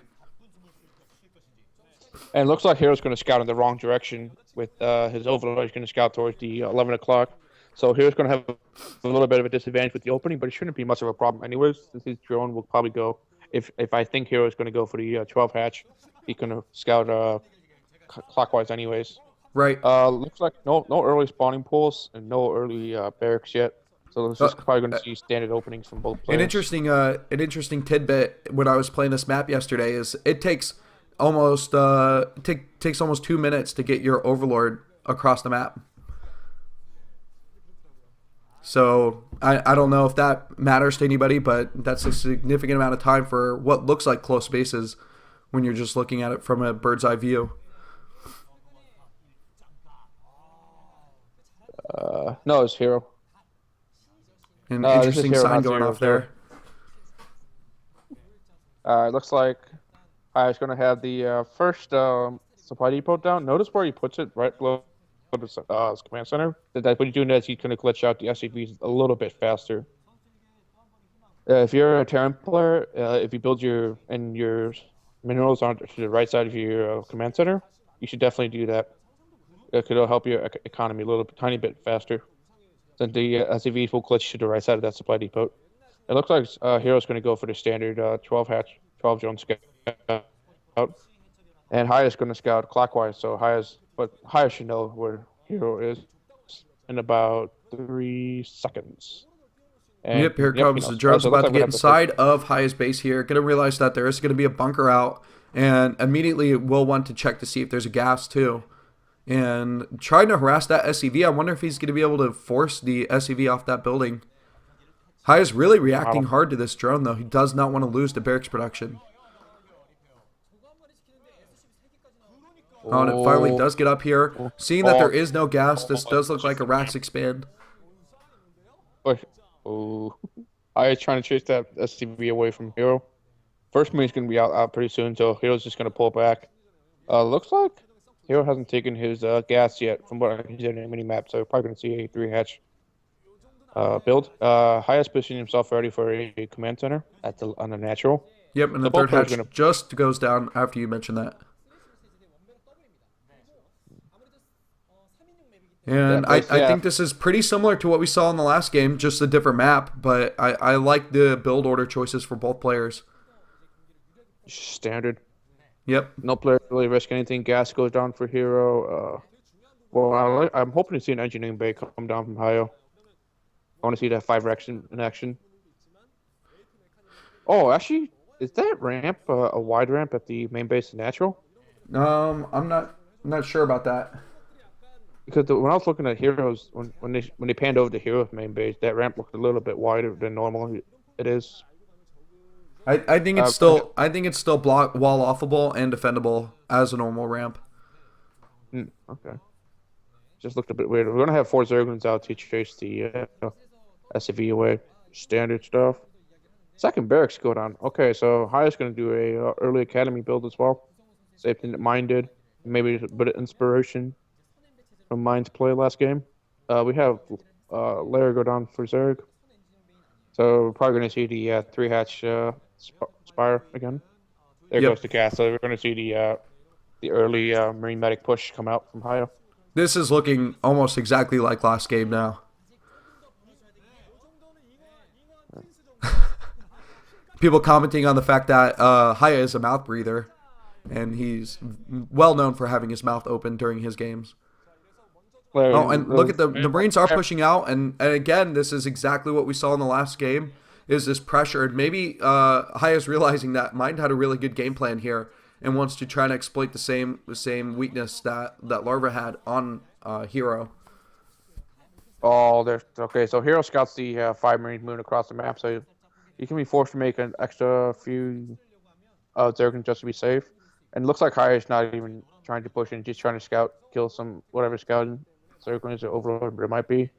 I like how Haya's leaving the 4 Marines back as natural in case of Zergling run-bys. Where's the Spire from Hero? Oh, it's inside of his main base. Yeah, it's a natural. Right above the gas. Oh, okay. Yeah, that's a lot of Marines. No medics, though. The Zerglings won't be able to do any damage. Not enough to stand the offensive. Just to kind of keep track of where Haya's army is at this time. Okay, so the first 2 medics are out, and we have scans coming out on the way, so Haya should be fine for the now being. I haven't seen any engineering being built yet, but I should be building it within the next, I'd say, 20 seconds. I think And Hero is I playing this still game much better than Larva did at this point. He still does have 2 more sunken colonies coming down, and both Zerg players seem to be forced into building defensive structures. And Firebats are out. Wow, that was incredible. As the Zerglings looked like they may have made it into the main base. No, they didn't. The Firebat time was just perfect right there. Hero couldn't go into the main base, could have Firebat to blocking the pathing. And now it looks like Haya's going to go for a sunken bust. Like he's moving out his Firebats and his mutants with the intent of doing so. Looks like Hero's going to force to put down an extra sunken for emergency. Oh, this is a critical push, and if he loses that Overlord, that'd be huge. And stims right into it, takes out the Overlord, and Hero might be supply blocked at this point. Yo, Hero's in huge trouble right now. There are not enough Lings to help do this defense. He might end up having to pull drones. The Lings, definitely a few more getting caught out of position here, getting picked off. And now the Mutas are out. He's going to have to focus down those Firebats right away if he can. But now that the Mutas are out, Haya can't push in. Like, he can do like a soft contain, but Hero has pretty good micro. So if Hero can snipe the medics and the Firebats, he'll be safe. But the problem is the Hero has no easy way to get a third now.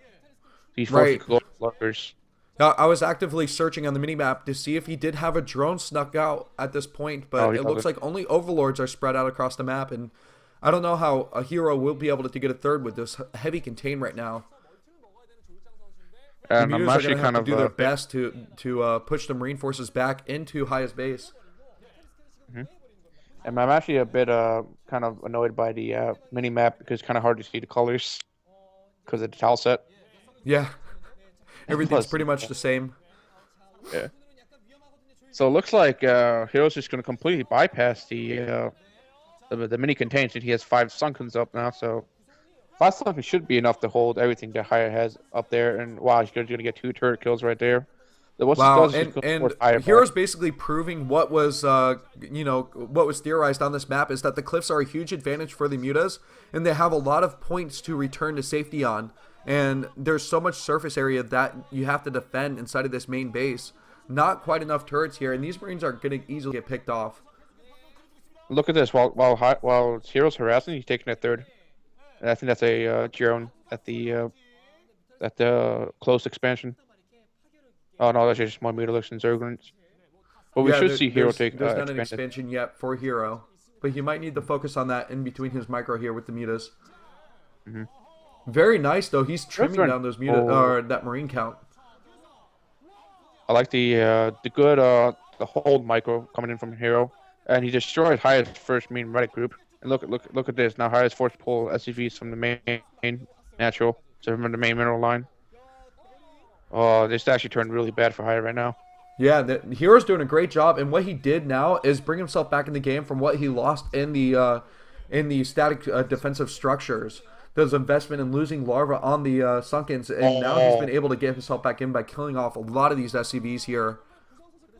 And he even got the snipe on the SCV building the starport. Did he cancel the starport? It looks like he had to cancel it so that way he could conserve the resources. No, why'd you cancel starport? I think he thought it was going to go down. He didn't want to lose the investment here and got whatever money he could back by that cancel. So where is he going to put that starport up now that it's even more delayed? No. Starport should have like 14 hit points left. It was no need to cancel. Like, I mean, sure, like Hero could keep harassing it, but Haya can just defend with the Marines he had, because he had a bunch of Marines at his natural.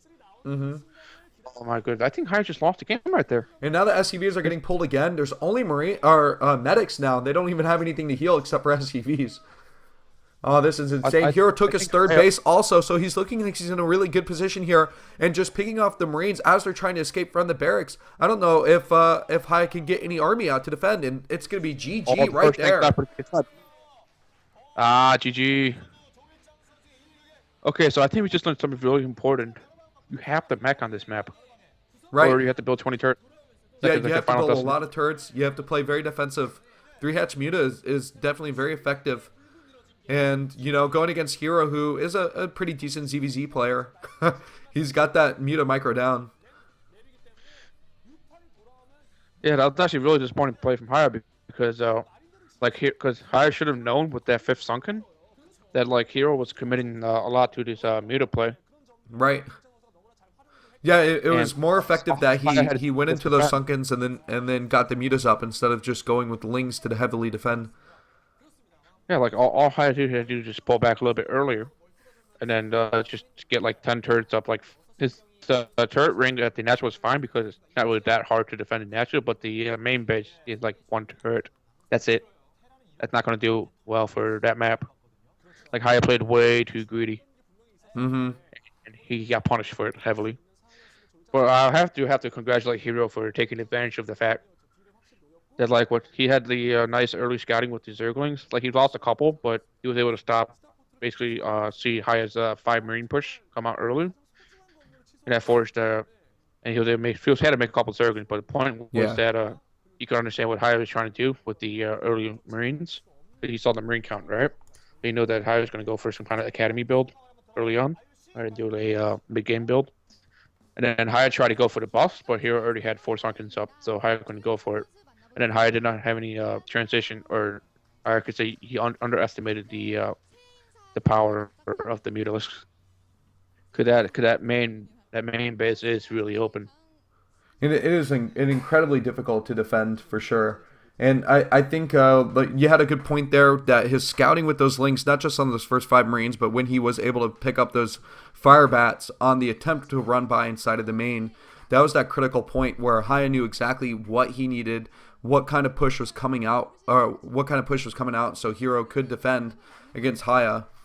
And that was just a solid game. That was a great exhibition for players who want to know how to play ZVT on this map. That's about as good as it can go, especially when you get to see that early presence of bioforces, how to defend against that, how much to commit to the ground. Very good exhibition overall. I would want to try and get that VOD and study it. Yep.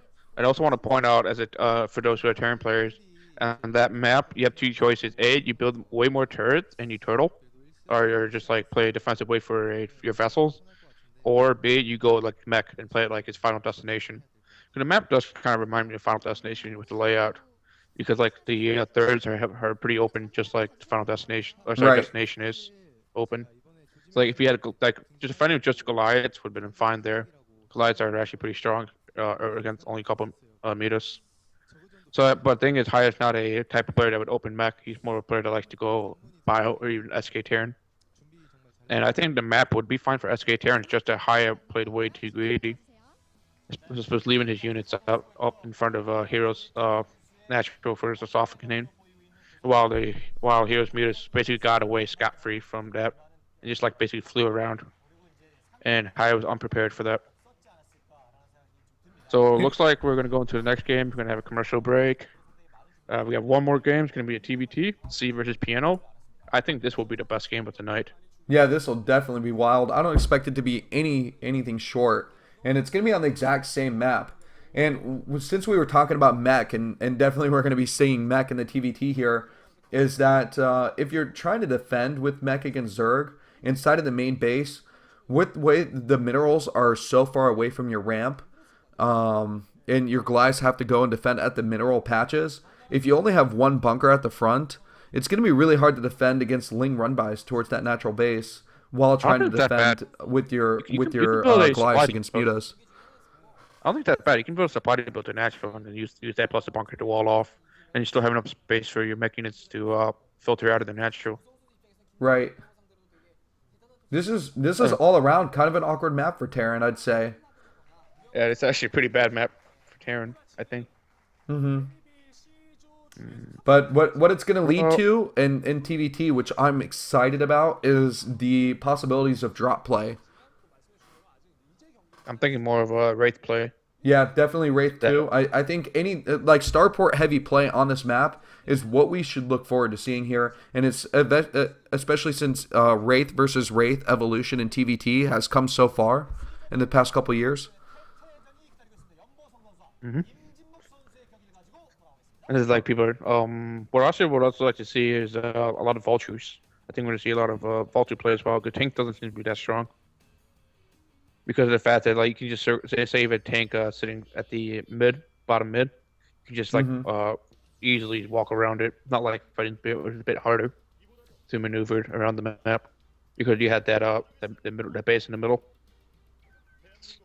So other than that, though, like I hope we have like a really nice long PvT game. Yeah, that definitely. And such a solid start to this tournament. The KSL doing really well. Got some very high level players into it, and I think everybody's got to be excited about that. Tomorrow there are going to be matches in the morning too. So if you guys are having a good time, just come back tomorrow. We'll be up and running at 5 a.m. again. And considering it's only been 2 hours, we've gotten through three different sets of players. That's a pretty decent amount of time, but not too long. Mm-hmm. And it's also nice though is that we have all you viewers here. We got like 115 right now. It's good to see you guys up in the channel watching a terrible cast. Definitely. Thank you guys for viewing, and thank you XKCD for being able to get on here with me. This is the first time we're casting together, guys, and I have been sick all week with like the flu or something, and no voice. So bear with us. I promise tomorrow I feel like I'll be healthier. And we got our volume together, so that's pretty good. So you could hear both of us. Got that fixed. I think that was a huge deal. They're actually showing a Puzzles and Dragons rip-off on stream right now. Yeah, that's Puzzle and Dragon rip-off. It's like basically a new type of game where it's basically an RPG where you play Bejeweled, and then you have like your RPG system with your creatures that you level up and stuff. Well, that sounds pretty cool. App. Yo, yeah, that was pretty successful. Look at all the stuff he has. He has a studio and everything. Damn. Oh, yeah. They even had the bubbles from Puzzles and Dragons. Yo. Yo. That is awesome. Yo, that's hype. That is hype. So did you get a chance to see the APM trainer that I put on Team Liquid? Yeah, I saw that. Did you post your code to GitHub yet? I want to help out with it. There's some bug fixes I need to make. Yeah, I got to get around to that. I actually forgot to put it up. Because I know, I know there's like some hotkeys that didn't work, and there's also like if you like have to build an SCV for Command Center, you don't have to hit the if you build a drone or something like that, you don't have to hit the S key, just hit D or something like that. Yeah. I don't remember what the bugs were, but there are a couple still there. Well, if you hit hotkey 4 for like selecting the hatchery, and then S and then D to select and then drone. Yeah, it's just like 4D. Yeah. Like that. But the difficult part of doing that, because it's all a console window application, is that it really doesn't detect mouse clicking. So I don't know how I'm going to accomplish that, but I'm become pretty good with Unity lately. So I think I'm going to port everything to Unity and just add graphics to it. Yo, for those of you who are pad players, add me on pad. I'll give you my pad ID number. I main Yumiyama, and I also have a set in Haku lead. If you need a Yumiyama lead, I got you. I got you. He got you guys. Better get on it. Yo, here we go. Ready? Here's my number. Yo, shout out to pad players. Yeah, I've got to play this game. I haven't played it yet. No, it's addiction, dude. You don't want to play. You spend all your life playing it. It's like, think of a Pokemon and Bejeweled together in the same game on your phone. That's awesome. That's what pad is. So addicting. What's pad? Puzzles and Dragons. It's a phone game. That's What's Pokemon pad? Yo, we even have a Team Liquid thread for it. Yeah, everybody get on it. Team Liquid's on it. You guys are falling behind. Meanwhile, I've been playing Heroes of the Storm. Oh, how's that game, though? It's pretty addicting. It's actually badass, and I went ahead and it's a grind for gold. You really have to play a lot of games to be able to buy the heroes with your in-game gold. And I just bought as many StarCraft units as I could. So I've been microing around a siege tank, and it's pretty awesome. Like, The I'm actually sea- a little bit salty that there's been rumors of Team Liquid picking up a Heroes of Storm team, but not picking up a Counter-Strike team. Yeah. But I'm personally a big Counter-Strike player myself. If you go on Team Liquid for the Counter-Strike section, I'm pretty active there too. Oh yeah. Oh yeah, so So if you ever want help, the siege tank in Hero of the Storms, you get spider mines. yeah. Oh really? Nice. Yeah. Wait, Yeah. what? Oh, that's open. They combine the most vulture OP. with the siege tank. Yo, you get siege mode and you get spider mine. Yeah, Yo, you can be in siege I mode, was and then you really- can I lay was switching spider to mines just for out, that. and you lay all three at once. It is Yeah, without- awesome, and they will like chase down your units, but if you run away from them, they'll glitch out and go back into the ground again. Wow. Yeah, so they made it pretty spot on. Yo, if they had that in Brood War, I'll just instantly switch to Terran. Like I would just straight switch right away. Yeah, And that's OP. they just they take the vulture out of Brood War and just make the tank mecha tank.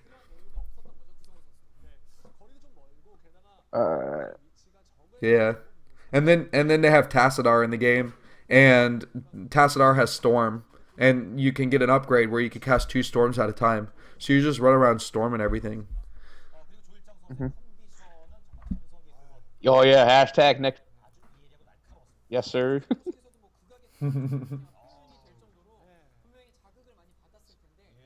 Hashtag next big esports. If you know what I'm talking about, BC Dagger, look up Splatoons. Hashtag That's next the big next- esport. That is the next big esports. Me and Blindwire are going to make a Team Liquid team. We're going to do Oh it. yeah. Yeah, well, I don't even know why we're casting Brood War when Heroes of the Storm is the next big thing. Because We Brood should War's the just best be game ever, streaming man. this and playing.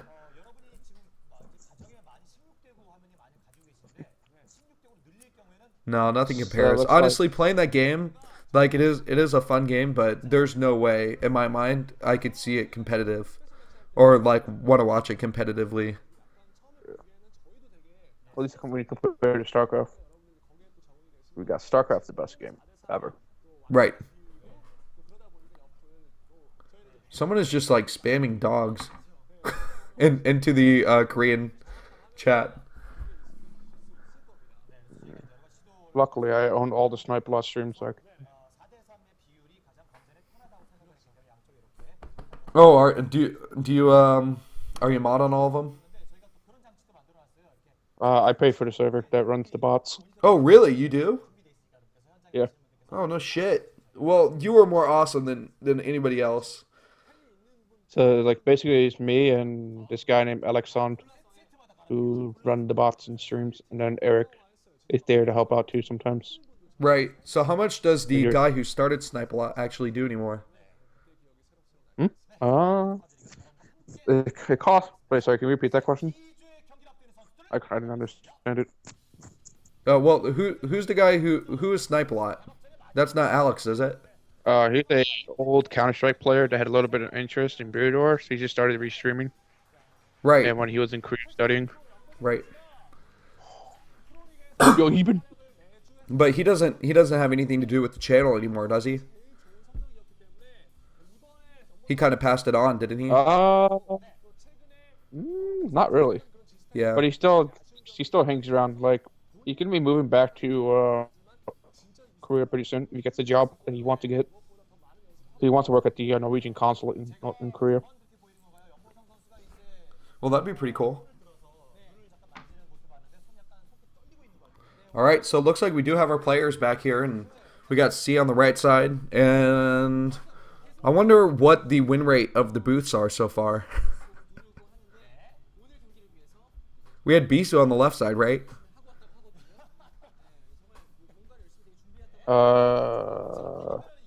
The win rates? Yeah, I am superstitious like this, if you didn't know. And I believe that the position you sit in a booth is absolutely critical to whether you're going to win your match or not. Well, Rock was on the left side and lost his game, and then it was Larva who lost. Hero won. Hero was on the left side. No, Hero was on the right? No, left side. Yeah. Oh my goodness. Did Piano just gain another kilograms?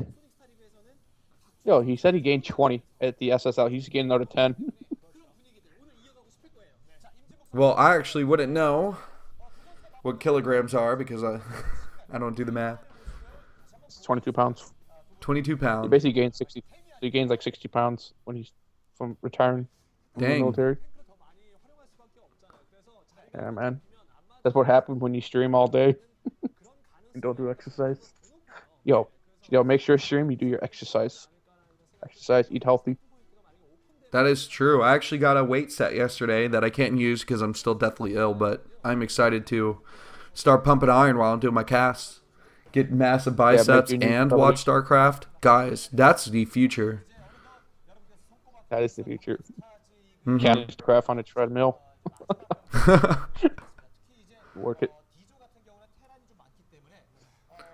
I do like that you can watch Twitch on the PS4 now though, because I've been watching StarCraft on there, on my TV. Oh, really?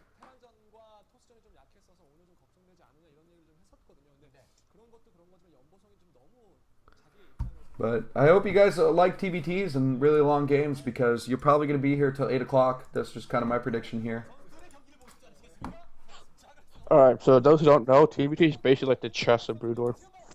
Because of how tanks, to the tank sieging plays such a huge factor in it. So basically, either you can have a super short game, like a super short chess match, or you can have a super long game, like a super long chess match. So there's no like mid game, it's either an early game or a late game. So you're gonna see like both players like on 1-2 bases at most, or both players having like 6 bases. But on this map, it's only a 3-player map, so I don't even know how it's gonna play out. And map splitting would look pretty interesting on this map. Which is something that usually happens if you get into the late game. Oh, and here it goes, guys. We got the first game going. It is going to be C versus Piano in this best of one. Not sure which player's which color yet. We're going to have to hold on that. I think Piano is the no, C is going to be the Brown Terran in the 7 o'clock location. 7 o'clock location. We're going to have Piano with the teal, I guess. Teal or green toss. Yeah, it's teal, right? No, it's red. Okay. Yeah, it looks red to me. Right on me. Yeah, so Piano's going to be the red toss at 11 o'clock position. We're going to have C at the red Terran, and we're going to have C at the yellow Terran at 5 o'clock. Mm-hmm. And that's all I can say for now. This really does give you the feel of destination when you just look at the spawns right now. It does. That's crazy. It's just like destination. You just made it fatter and shorter. Mm-hmm. And took away that back expansion. Yeah. So, as you mentioned earlier with the supply depot trick, the guy, I guess C decided not to build his supply depot against the command center, like it doesn't work. like how he did in the last game. Thing about that, it only works if your mineral line is on the right side of your command center. Right. We have a cute girl with it's the cheerful. I can't read it, unfortunately. Did she tape a piece of paper onto her phone? It looked like that's what she did. No, that's just her case. Because you know how some people have like the cases that look like a little notebook. Yeah. I know a bunch of girls at my college has that. It looks like both players are. Ooh. Well, that C's going. Looks like a Piano one for the gas before barracks. Right. Yeah, the C's gas is definitely up quicker here for Piano. Yeah. Now, for those of you who don't know, both these players have incredibly high TVT win rates. They are extremely good at this matchup. So, if I had to say, you might be watching the two best TVTers in the world right now, which is nothing short of exciting. Mm-hmm. I have to agree with that. That's of course the truth. Looks like Piano. I think he might just go 2-port. For what other reason would you want early gas for it? Like I can't think of a reason unless you want to go like 2 factory, but that's kind of I don't think it's going to work on this map because of how fast the. I actually don't know. Right, and it looks like Piano's factory was actually later than C's.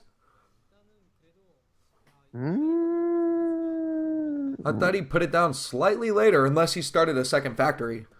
And it looks like that's his only one there inside of his base. Kind of hard to see with the red on this tile set.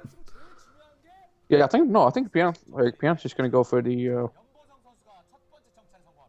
2 starport play. What other reason would you want an early gas for?